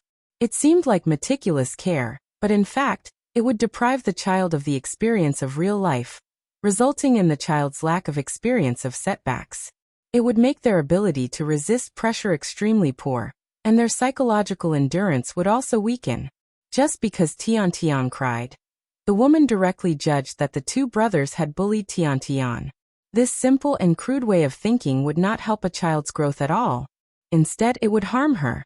In name it was love, but in fact it was harm. When the two brothers saw Qin Ruoying coming, it was as if they had found a backer. The older brother immediately pursed his little mouth and cried as well. Tian Tian would cry, and so would he. However, the younger brother still had the spirit of a man. He stared back at the angry woman without fear. We didn't bully Tian Tian. The younger brother kept muttering this sentence. This was the source of his courage. Grandpa always said that people should walk and stand upright. If they didn't bully Tian Tian, then they didn't. At this time, the little girl also stood up. She tugged at the corner of Qin Ruoying's clothes across the fence, then pouted and muttered, "Mama, we really didn't bully Tian Tian." Good girl. Qin Ruoying rubbed the little girl's head, then said to the two brothers, "You two apologize to Tian Tian." She didn't know what had happened, but looking at Tian Tian's aggrieved appearance, she guessed that a child wouldn't cry for no reason. So it was obvious that these three little guys had made her cry for some reason. In this case, an apology was necessary. When the little girl heard her mother say so, she thought for a moment and said directly, "Tian Tian, I'm sorry. Don't cry." Then the older brother also stopped crying under the comfort of Qin Ruoying.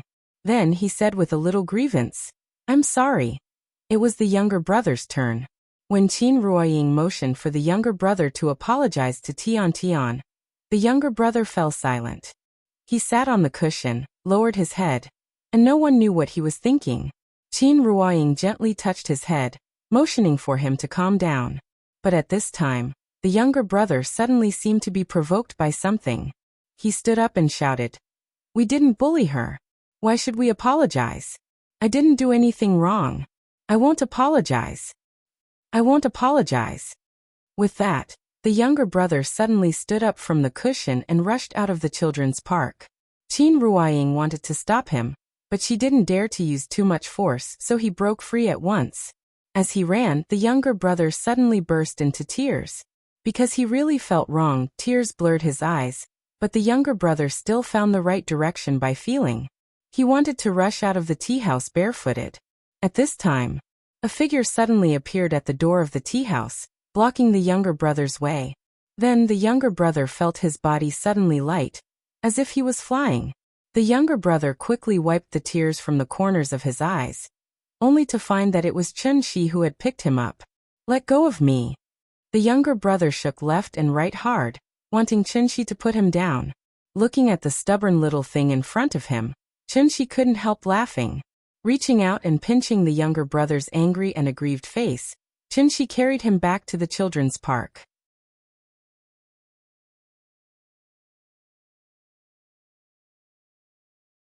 Chapter 171.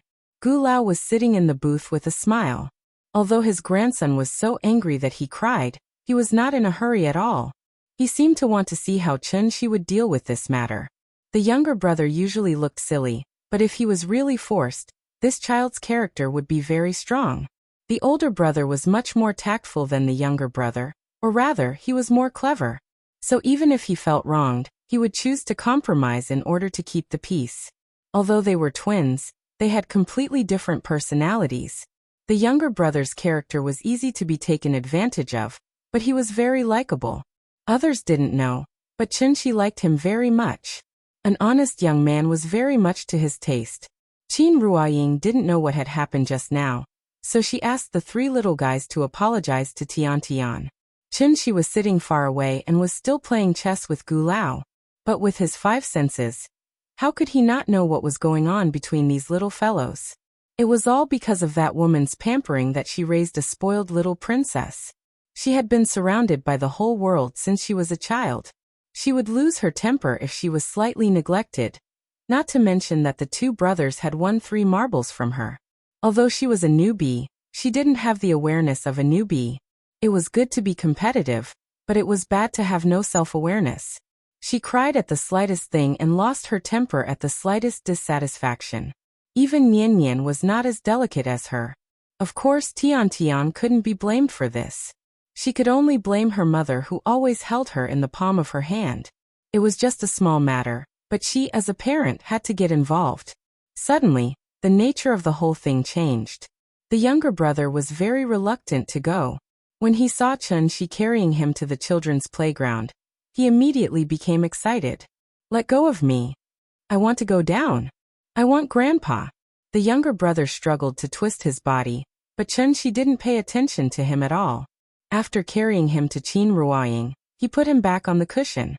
The younger brother glanced at Tian Tian and her mother, and wanted to run away. But at this time, Chun-Shi grabbed him by the collar, and dragged him back to the children's playground. After blocking the entrance of the children's amusement park and not letting his brother out, Chun-Shi asked Tian Tian, who was hiding in the woman's arms, "Tian Tian, did they bully you?" Tian Tian had already stopped crying.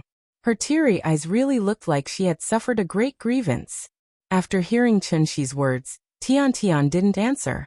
Instead, she turned around and leaned into the woman's arms. "Tian Tian, answer me. Did they bully you?" Chun-Shi asked again. However, Tian Tian still didn't say anything.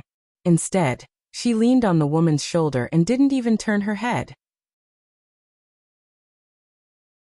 The woman felt her body tremble slightly and thought that she was frightened, so she immediately frowned and said to Chun-Shi, "What are you doing?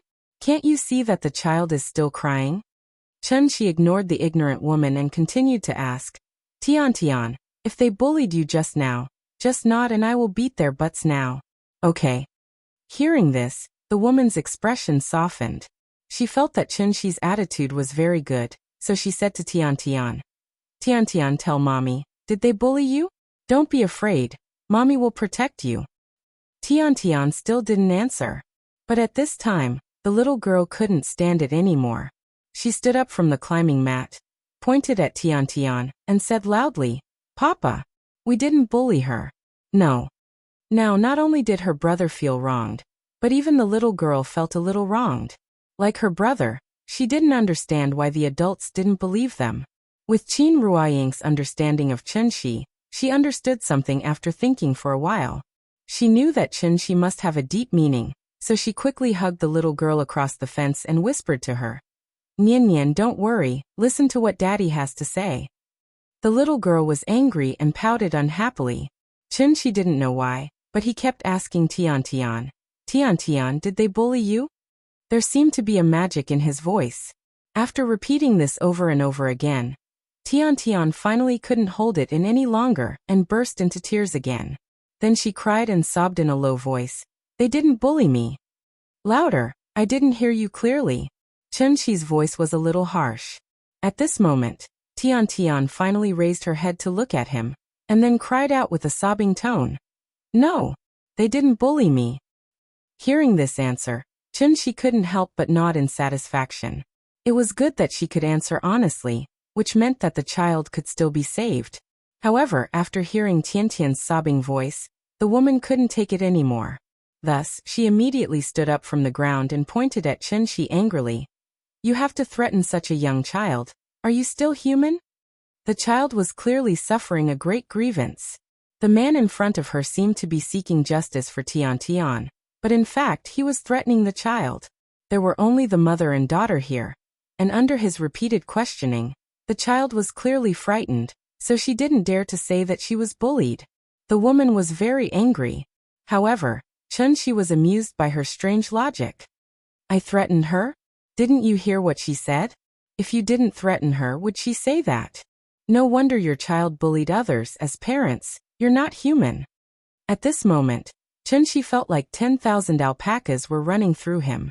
The child could still be saved, but as a mother, she couldn't be saved. At this time, Qin Ruoying seemed to want to say something, but Chun-Shi stopped her in time. He was not a saint, and he had his own temper. The woman in front of him had broken through the limit and was purely pestering him. Since she was being unreasonable, Chenxi naturally wouldn't be polite to her. Get lost, you're not welcome here. Hearing this, the woman couldn't help but be stunned. Then she laughed angrily, pointed at Chenxi and shouted, You told me to get lost? Good, very good, very good. Because she was so angry, the woman's face was flushed red, and her body was trembling slightly. After looking at Chenxi deeply, she casually wiped the tears on Tiantian's face. Then, she picked up Tiantian and walked out of the children's playground angrily. Hey, Tiantian's shoes are here. Chenxi pointed at Tiantian's shoes kindly. However, to the woman, it sounded like mockery. So the woman finally couldn't help but say fiercely, Just you wait. After saying that, she rushed out of the tea house with Tiantian without even taking her shoes. After seeing Tiantian and her mother leave, the unhappiness on the little girl's face turned into anxiety. After hesitating for a moment, she walked to Chenxi's side, tugged at Chenxi's clothes and said timidly, Papa, I'm sorry. When the younger brother saw this, he immediately came to Chenxi's side and said in a low voice, Uncle, I'm sorry. The older brother was a little confused, but he immediately stood up from the ground and said, Uncle, I'm sorry. The couple couldn't help but look at each other and laugh.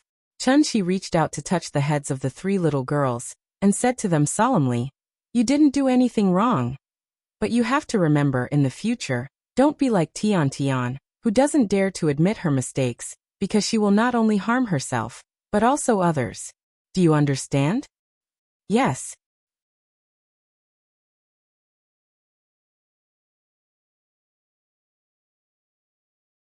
Chapter 172.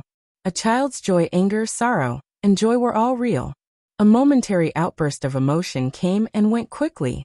After the three little guys saw that Chenxi was not angry, they immediately sat down in the children's playground and started playing again.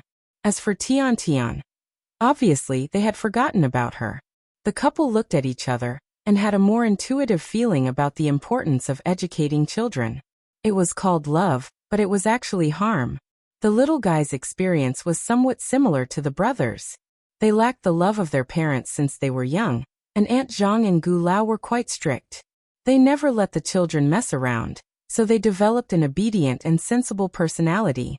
Tiantian's parents spoiled her too much, so she would immediately turn hostile and throw tantrums when she was unhappy. After all, she was not a prostitute, so society would teach her a truth sooner or later. She was not the sun, so no one would revolve around her forever. The annoying guy left, and the tea house was quiet again. Chenxi was about to go back to play chess with Gu Lao, but at this moment, his phone suddenly rang. The caller was Qin Xueqing. He passed the screen in front of Qin Ruoying so that she could take a look. Then he answered the call. Hello, Qin. It's me. After hearing Chenxi's voice, Qin Xueqing's voice sounded from the other end of the phone. Chenxi thought she had something to say, so he did not speak. But after waiting for a while, there was no sound from the other end of the phone. So, Chenxi had to frown and ask, What's wrong? What's the matter? Nothing. I just want to tell you that I have a new task recently, so I won't be back for the time being. Oh, okay, Chenxi nodded. Just as she was about to say something, the phone rang with a beep-beep sound from the other end of the line. Qin Xueqing hung up the phone. Chenxi felt that she was a bit inexplicable. After putting away the phone, he turned to Qin Ruoying and said, Qin said that she's very busy recently, so she won't be back for the time being. And? That's all. Ah, that's really her character. Seeing Chenxi's helpless look, Qin Ruoying couldn't help but smile. Meanwhile, after Qin Xueqing hung up the phone, she looked down at the satellite photos in her hand. This was a sub-meter-level high-resolution satellite image, and the first photo was of the Meimen ruins. At this moment, Meimen was like a giant crater that had been smashed by a meteorite. Everything around it had been reduced to nothingness. The explosion was comparable to a magnitude 4 earthquake. The moment the explosion occurred, it had already shocked the entire world. Chenxi would automatically shield his whereabouts when he was flying, so there was no way for the satellite to capture his figure. But that didn't stop them from investigating. Thanks to Chenxi, Qin Xueqing was now famous.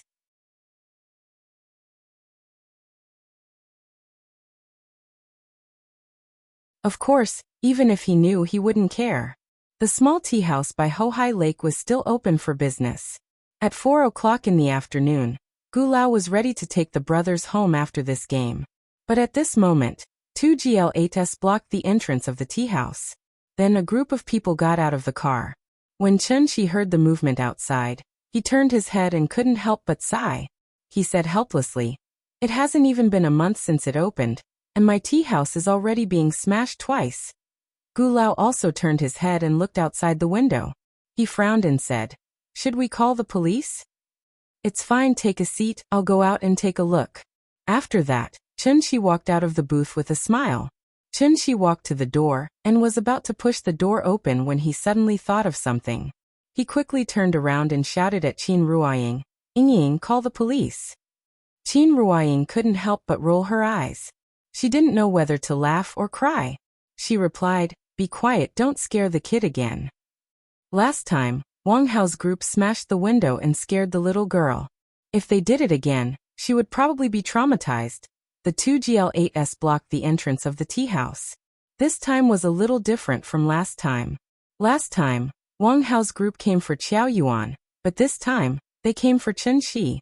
Therefore, as soon as Chen Shi walked out of the tea house, Tiantian's mother saw him.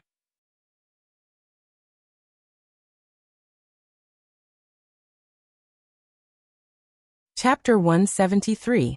Outside the tea house, a group of people got out of the car. Tiantian's mother was obviously the leader of the group, and next to her stood a man in his 40s. Tiantian's mother was called Li Lu, and she used to be a small-time actress. After marrying into a rich family, she stopped acting and became a rich lady at home. She basically only had to take care of her child every day. When Li Lu saw Chen Shi walk out, she immediately became excited. "Honey, it's him." Her husband's name was Zhou Haisheng, and he was the boss of a real estate company in Jizhou. There were 7 or 8 people standing behind Zhou Haisheng, and they were all Zhou Haisheng's subordinates. They were all older, and the youngest of them was at least 30 years old. Including Zhou Haisheng, they were all dressed in a very mature manner, and most of them were dressed in dark business suits. Just by standing there, he naturally gave people a sense of stability. In addition to their mature temperament, there was also a faint aura of power around them. Aura was a very mysterious thing. If Wang Hao was standing in front of this group of people, he would be so scared that he wouldn't dare to look them in the eye. This group of people was now a proper company employee, but who didn't have a past. Zhou Haisheng was from Zhonghai. When he was young, he relied on his courage to fight to become a mine manager in a mine in Inner Mongolia. Later, when there was a boom in contracting coal mines, Zhou Haisheng used some means to contract a medium-sized coal mine in Jizhou, and thus earned a large amount of startup capital. Zhou Haisheng was the type of person who had foresight.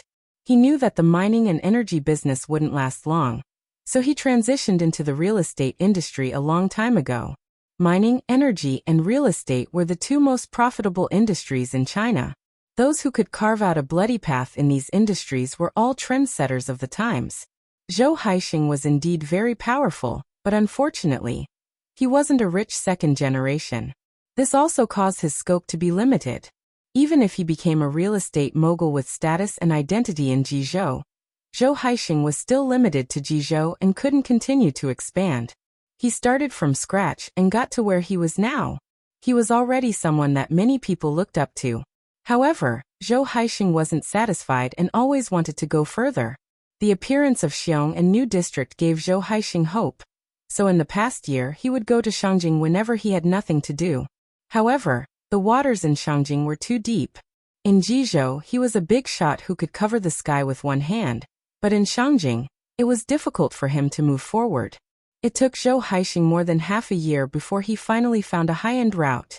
However, even though the connection was made, there was no progress in the matter. In Zhou Haisheng's words, those people were bastards who only took money but didn't do anything. Moreover, he couldn't afford to offend them. During this period of time, Zhou Haisheng had been acting like a grandson to curry favor with others all day long, so he had been suppressing a stomach full of resentment. When he suddenly heard that his wife and child were being bullied, how could he sit still? So after receiving the call, He immediately rushed over with his men. Before coming to the tea house, Li Lu had already told Zhou Haixing the whole story with exaggerated details. At that time, Zhou Haixing had exploded with anger. It was true that the waters in Shangjing were deep, but it wasn't to the extent that any Tom, Dick, and Harry could jump in front of him. If a tiger didn't show its might, would they really think that it was a sick cat? Therefore, when he heard that Li Lu had identified the young man in front of him as the culprit who bullied her and her mother, Zhou Haixing immediately frowned. He looked at Chen Shi from head to toe, then glanced at the small tea house. Although Sijiu City was big, one of the families by the sea might be related to a big shot. After all, Zhou Haixing was a fierce dragon crossing the river, so he was very cautious in his actions. Therefore, after pondering for a while, he turned around and pulled Li Lu into the GL8. Li Lu was pushed into the car by Zhou Haixing in a daze. When she came back to her senses, she struggled to get down. "What are you doing? I was bullied. Aren't you going to stand up for me?" "Shut up. Sit here and don't move." Zhou Haixing was already in a bad mood. When he saw that this woman was being so insensible, he was instantly furious. He pushed Li Lu back to her seat, then turned around and said to the people outside the car, "Just a simple lesson, a small punishment, a big warning." After saying that, he pulled the car door shut. This group of people had been with him since the days of the mine. They were able to survive from that era, so naturally, they were the #1 figures who had been through a lot.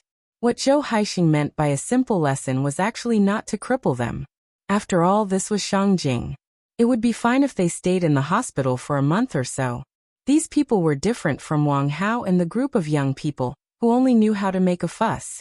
After hearing Zhou Haixing's words, a trace of ferocity flashed across their eyes. Without any pleasantries, the man standing closest to them directly rushed toward Chen Shi. He wanted to grab Chen Shi, but he did not expect that Chen Shi would grab his wrist first. Chen Shi glanced at him, and then twisted his wrist. The man immediately let out a scream. His left hand was dislocated by Chen Shi just like that. To be honest, compared to using violence, Chen Shi preferred to reason with people. Unfortunately, they did not like to reason. However, since they chose to fight, Chen Shi did not hold back. When the man next to him saw that his brother was at a disadvantage, he immediately took out a switchblade from his waist. However, before the switchblade in his hand could stab over, Chen Shi had already slapped him in the face. He immediately fell to the ground and lay motionless on the ground. No one knew if he was dead or alive. "He's a martial artist. He's a martial artist." The remaining few people were scared out of their wits. They watched as Chen Shi walked straight to the GL8 as if he was going to look for Zhou Haixing. Therefore, after hesitating for a moment, they still rushed up like a swarm of bees. Just like Yao Ming in kindergarten, he could casually slap a group of children. Chen Shi also felt that it was pointless. After one slap, the remaining few people fell to the ground and cried out in pain. This time he used his true essence, so these people did not even know how they fell. Zhou Haixing was still talking to Li Lu in the car. Suddenly, someone knocked on the car window. He turned his head and saw the young man smiling at him through the car window. Zhou Haixing instinctively wanted to lock the car door. However, at this time, the car door was directly pulled open by Chen Shi. Then, a strong force came and immediately pulled Zhou Haixing out of the car and threw him directly to the ground. This unforeseen event came too suddenly. It was not until Zhou Haixing lay on the cold ground and looked at his men on the ground that he suddenly realized he had kicked an iron plate. Chen Shi ignored Li Lu, who was screaming in the car. After throwing Zhou Haixing to the ground, he stood directly next to Zhou Haixing and looked down at him condescendingly. However, just as Chen Shi was about to talk to this pair of naughty parents about how to raise their children, he suddenly noticed that someone had secretly approached the tea house. It was not an ordinary person who happened to be passing by, but a martial arts expert who was good at holding his breath.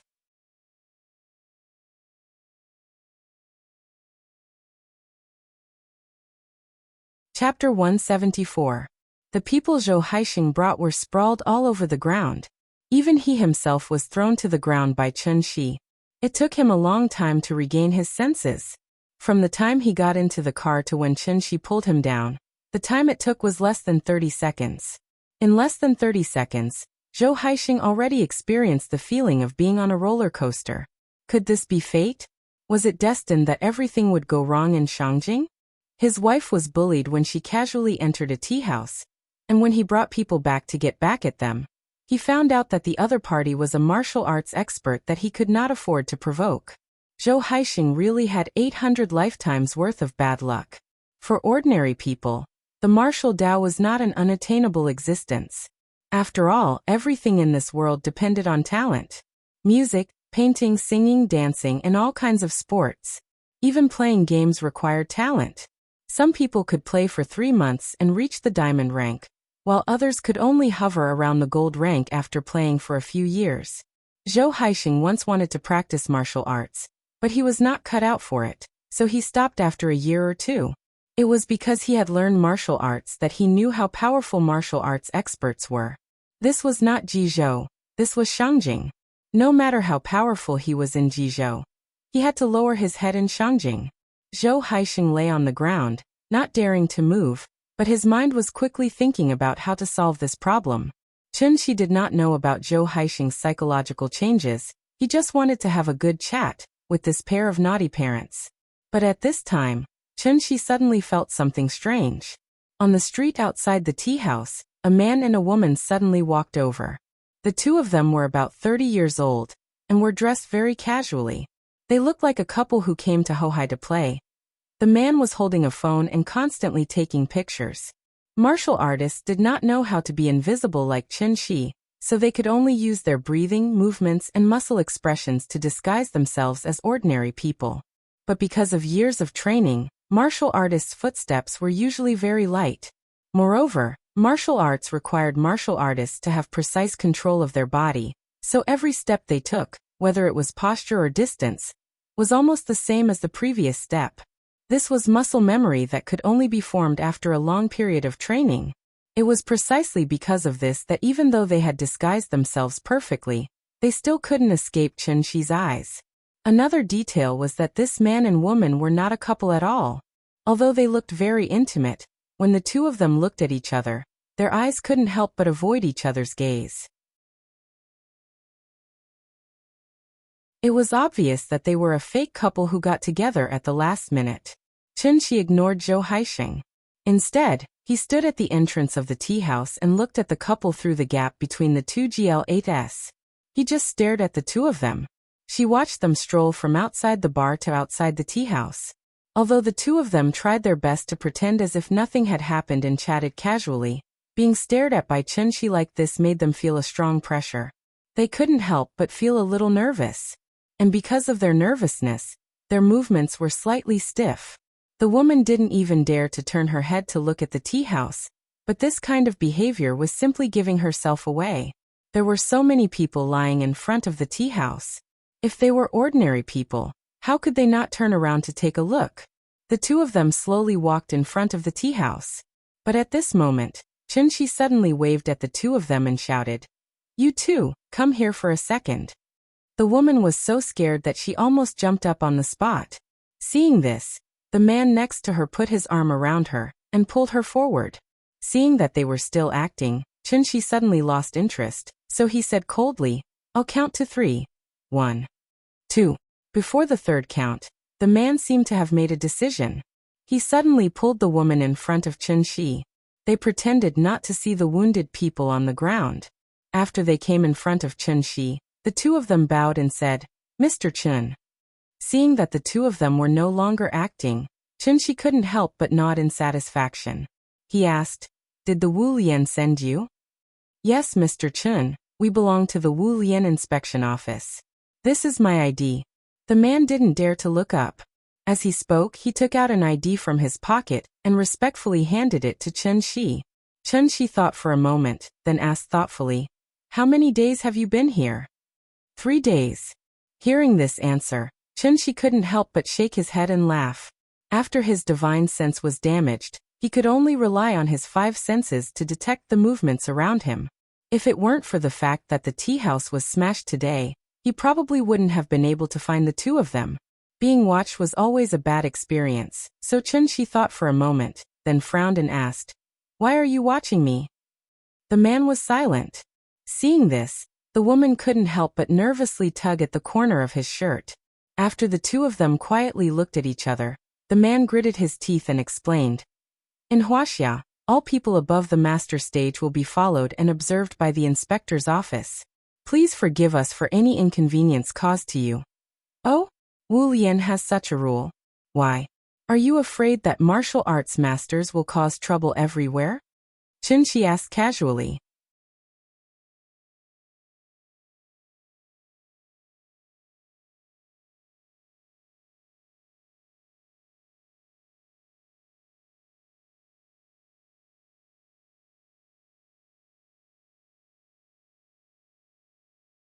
Because the two brothers had to stay with Qinshi for a night, Gu Lao offered to give Qinshi 200 yuan for living expenses, but Qinshi decisively refused. It was okay to foster children, but giving money would be looking down on him. After several rejections, Gu Lao didn't insist anymore. He simply said a few words to the two brothers, and then left in a hurry. Grandpa was going to leave them for a day, but there was no disappointment on the faces of the two brothers. Instead, there was excitement. In this regard, they were completely different from the little guy. Perhaps this was also an advantage brought by twins. The brothers' independence was obviously much stronger than the little guy.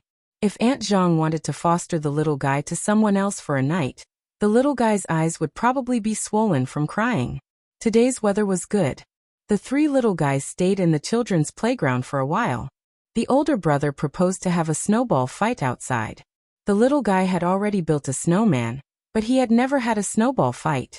So when he heard that he wanted to have a snowball fight, he jumped up excitedly on the spot. In the winter, snowballs didn't hurt on the body, but it would be dangerous if they were hit on the head. Looking at the three little guys running out of the door, Qinshi quickly asked Qin Ruoying to watch them, and he quickly ran to buy helmets, gloves, and goggles for the three little guys. When the full set of equipment was ready, the three little guys started to have a snowball fight outside the tea house. A three-person melee was not fun, so under the organization of Qinshi, they used snowballs to play sandbags. The older brother hid in the middle, while the little guy and the younger brother stood on both sides of him and hit him with snowballs. Whoever hit him would be the one to dodge. Playing sandbags was not as fun as dodging sandbags. In order to be able to dodge sandbags in the middle, the three little guys were completely inspired. So when the older brother accidentally fell, he quickly got up on his own before Qinshi could help him.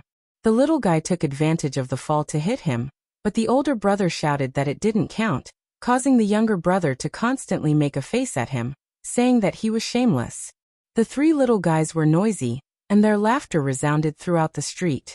The couple leaned against the railing and leaned against the lakeside of Hohai Lake, quietly watching them play. The warm winter sun, the breeze of Hohai Lake. The greatest happiness in the world, in fact, was nothing more than this, asterisk asterisk asterisk asterisk asterisk asterisk asterisk asterisk asterisk asterisk.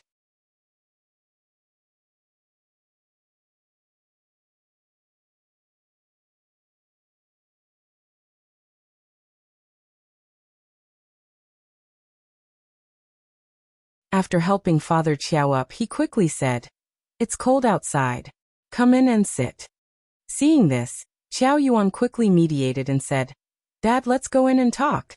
The father and daughter of the Qiao family came specially to thank Qinshi.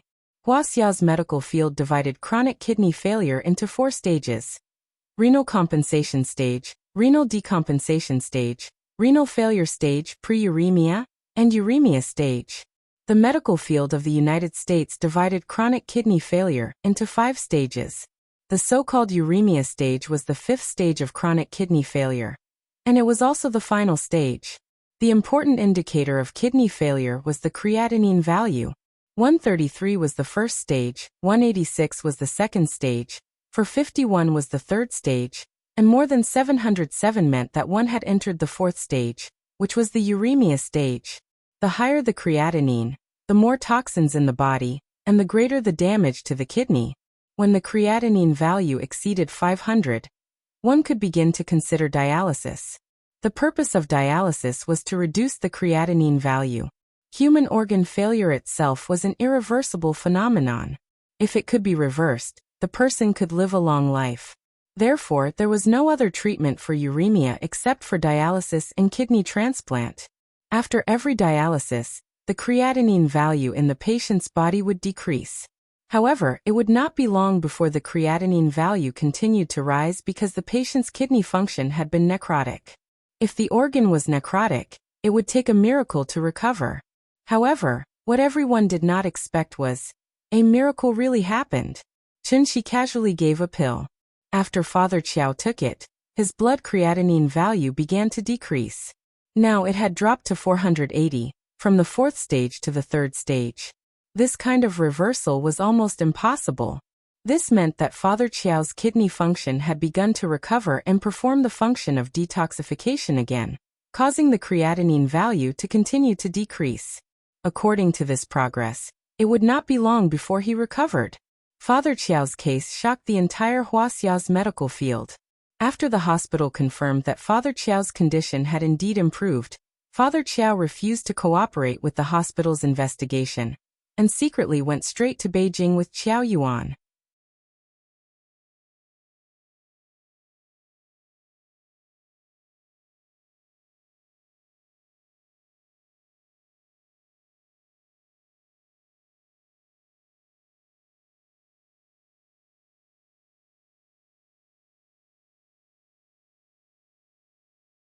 Chapter 178. At 4 o'clock in the afternoon, the family of 3 brought their 2 followers back to the Sihiyuan. Most of the local residents in Hohai lived in the Sihiyuan. Therefore, the 2 brothers didn't feel that there was anything special about their 2-section Sihiyuan. This place only had an extra front yard and a few more rooms compared to a normal Sihiyuan. But because this was their sister's home, the 2 brothers were curious about every room. Once they entered the courtyard, the little boy led them everywhere. The back room, the west room, the east room, the main hall, and the back room. They ran through every single room. They even alerted Qin Yongyan in the study. When the little boy saw his grandfather, who had not shown up for a long time, he immediately stood under the eaves and sweetly shouted, "Grandfather!" When the 2 brothers heard this, they very obediently followed the little boy and shouted, "Hello, grandfather!" Qin Yongyan lowered his head and looked at the 3 little ones in front of him. Then he couldn't help but laugh. Using his hand to pat their heads, Qin Yongyan smiled and said, "Good boys, you guys go play." Okay. The little boy nodded and led the 2 brothers into the main hall. She was still a little unfamiliar with her grandfather. If it was Aunt Zhang, the little boy would have already run over to her and asked for a hug. Looking at the 3 little guys running away in front of him, the smile on Qin Yongyan's face didn't disappear for a moment. He looked to be in his 40s, but in reality, Qin Yongyan's real age was even older than Aunt Zhang. At 30, no doubts at 40, knowing destiny at 50, ear-docile at 60, and senile at 70. The so-called ear-docile didn't mean that one's ears were sharp, but it meant that one could listen to unpleasant words. It didn't matter if one was cursed or scolded. Nothing could go against one's heart. At this age, one had basically seen through life and seen through fame and fortune. Perhaps it was because of his state of mind. Qin Yongyan's recent cultivation progress could be said to be very fast. He was almost at the late stage of qi refinement. As his cultivation progressed, Qin Yongyan became more aware of Chunxi's power. His son-in-law was so powerful that his father-in-law couldn't even raise his head in front of him. But it was also because of this that his daughter was living a happy life now. Qin Ruoying didn't even dare to imagine such a life. Even he felt like he was living in a dream. Thinking of this, Qin Yongyan could not help but shake his head and return to the study. After the 3 little fellows walked around the entire courtyard, they finally returned to the front of the main hall, because they wanted to have a good game of hide and seek. Rock, scissors, paper. Rock, scissors, paper. After 3 draws, the little fellow and her brother used scissors, while her brother used paper.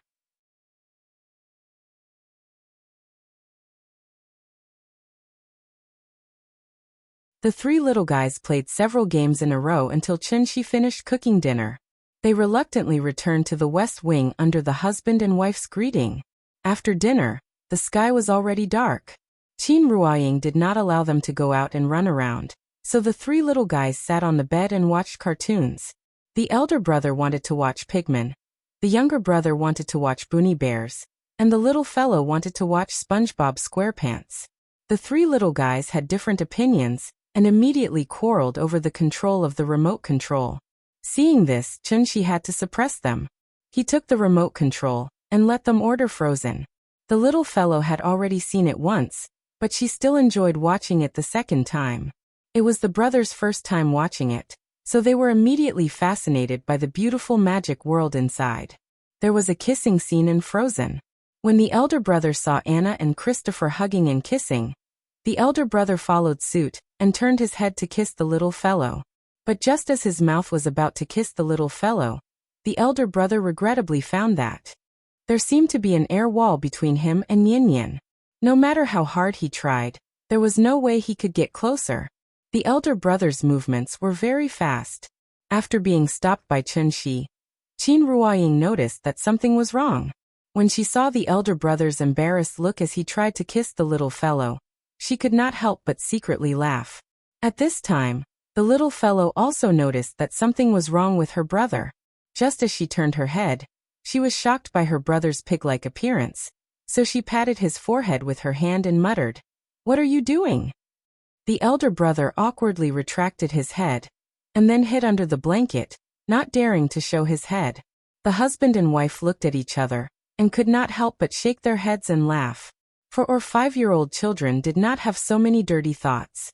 Their behavior was learned from the things around them, so Chun-Shi did not blame him. However, it was because of the elder brother's sudden action that they completely lost the opportunity to sleep with the little fellow. After watching the cartoon, the two brothers were carried by Chun-Shi, one in each hand, and directly led them to the east wing. Tonight, the little fellow slept with Qin Ruoying, and the two brothers slept with him. The two brothers cried and made a fuss, shouting that they wanted to sleep with their sister. But Chun-Shi did not pay attention to them at all, as if he did not hear them. They wanted to take advantage of his daughter.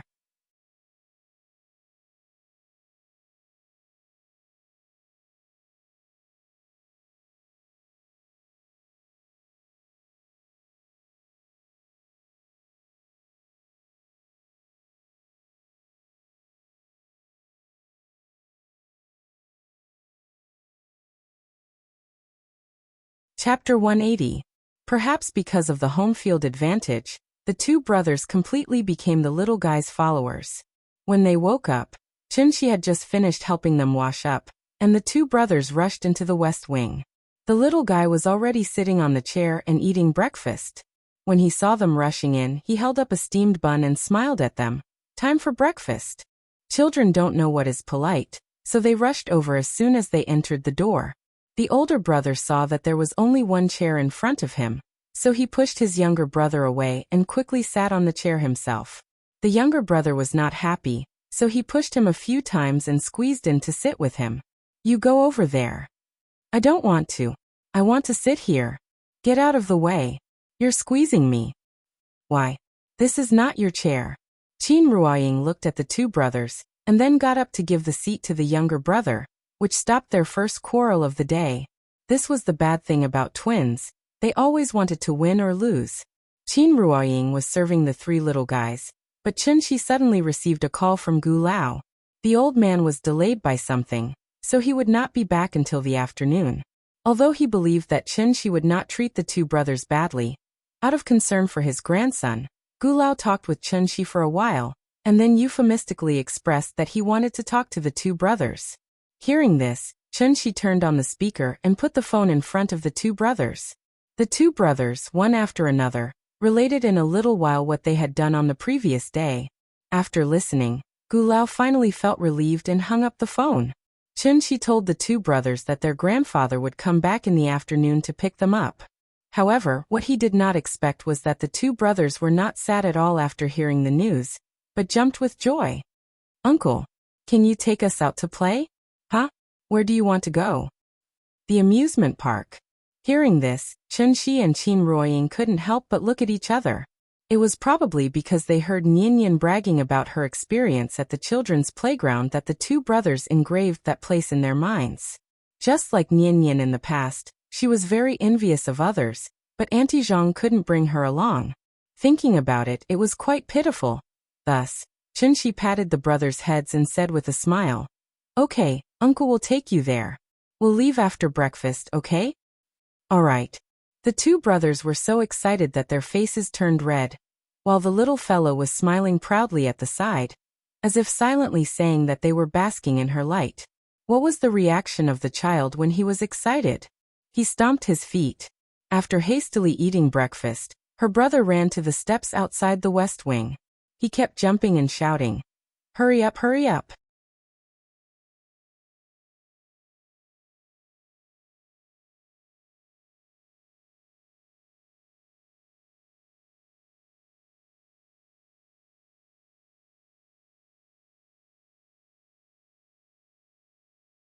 After saying this to Qin Ruoying, Sun Yuanyuan held the SLR camera and stood in front of the couple with a nervous expression.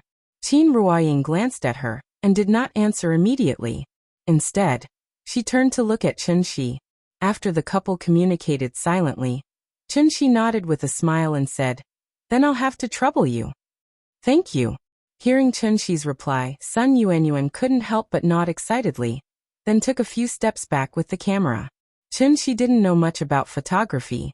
He thought that professionals like them would have a lot to pay attention to, so he asked politely, "What do you want us to do? Do you want us to pose in any way?" "It's natural to shoot portraits. You can be more casual, just like when you took the selfie just now." Sun Yuanyuan knelt on the ground with one knee, holding the lens with one hand and the camera with the other. She was clearly in the zone, so her speech was much clearer and more fluent than before. "That's all." Yes, that's all. You can be more casual and do whatever you want." The couple sat side by the ocean pool. Qin Ruoying thought for a while, then gently leaned her head on Chunshi's shoulder, and Chunshi naturally held her hand. They didn't look at the camera, but stared at each other, and in less than a second, they were in the zone. It was a common look between lovers. Seeing this, Sun Yuanyuan was excited on the spot. Click. Click. Click. After pressing the shutter several times, she stood up again with the camera. Sun Yuanyuan looked at the photos, and her face was full of excitement. Judging from her expression, she seemed to be very satisfied with these photos. "Take a look? Are you satisfied?" The photo rights belonged to the couple, so she immediately took the camera and handed it to them. "It's okay, I like it." Qin Ruoying smiled and nodded. Hearing this, Sun Yuanyuan couldn't help but clench her fists in excitement. She said excitedly, "Can I add you on WeChat? I'll send the photos to you after I export them." Qin Ruoying didn't have WeChat, so Chunshi said with a smile, "Add me." "Okay." After exchanging WeChat with Chunshi, Sun Yuanyuan didn't leave, but kept looking at the photos with the camera. The more she looked at the photos, the more she liked them. Sun Yuanyuan held the camera for a long time. After seeing that the couple didn't leave, she carefully leaned over and asked with a complicated expression, "I think this photo is very good. There's a photography competition next year. Can I take it to participate?" "Participate?" Hearing this, Chunshi suddenly frowned. When Sun Yuanyuan saw his expression, she immediately waved her hand and said anxiously, "It's okay if you can't. I'll take it back and keep it. I promise I won't show it to anyone. I promise." Some people didn't like their photos to be circulated outside, so the little girl was afraid of causing Chunshi's disgust. If Chunshi asked her to delete the photos, it would be a tragedy. Qin Ruoying saw the little girl's timid look, so she smiled and said, "I'm fine with it." Then she turned her head and looked at Chunshi. When Chunshi made eye contact with her, he suddenly shook his head and laughed. Since his wife said so, what else could he not do? It wasn't that he was ashamed, he just didn't want his photos to be circulated around. Since he was going to participate in a photography competition, a lot of people would definitely see the photos of him and his wife. When Chunshi thought about how people would judge the photos of him and his wife, he always felt a little strange. However, since Qin Ruoying agreed, he obviously wouldn't refuse, so he nodded and smiled, "No problem."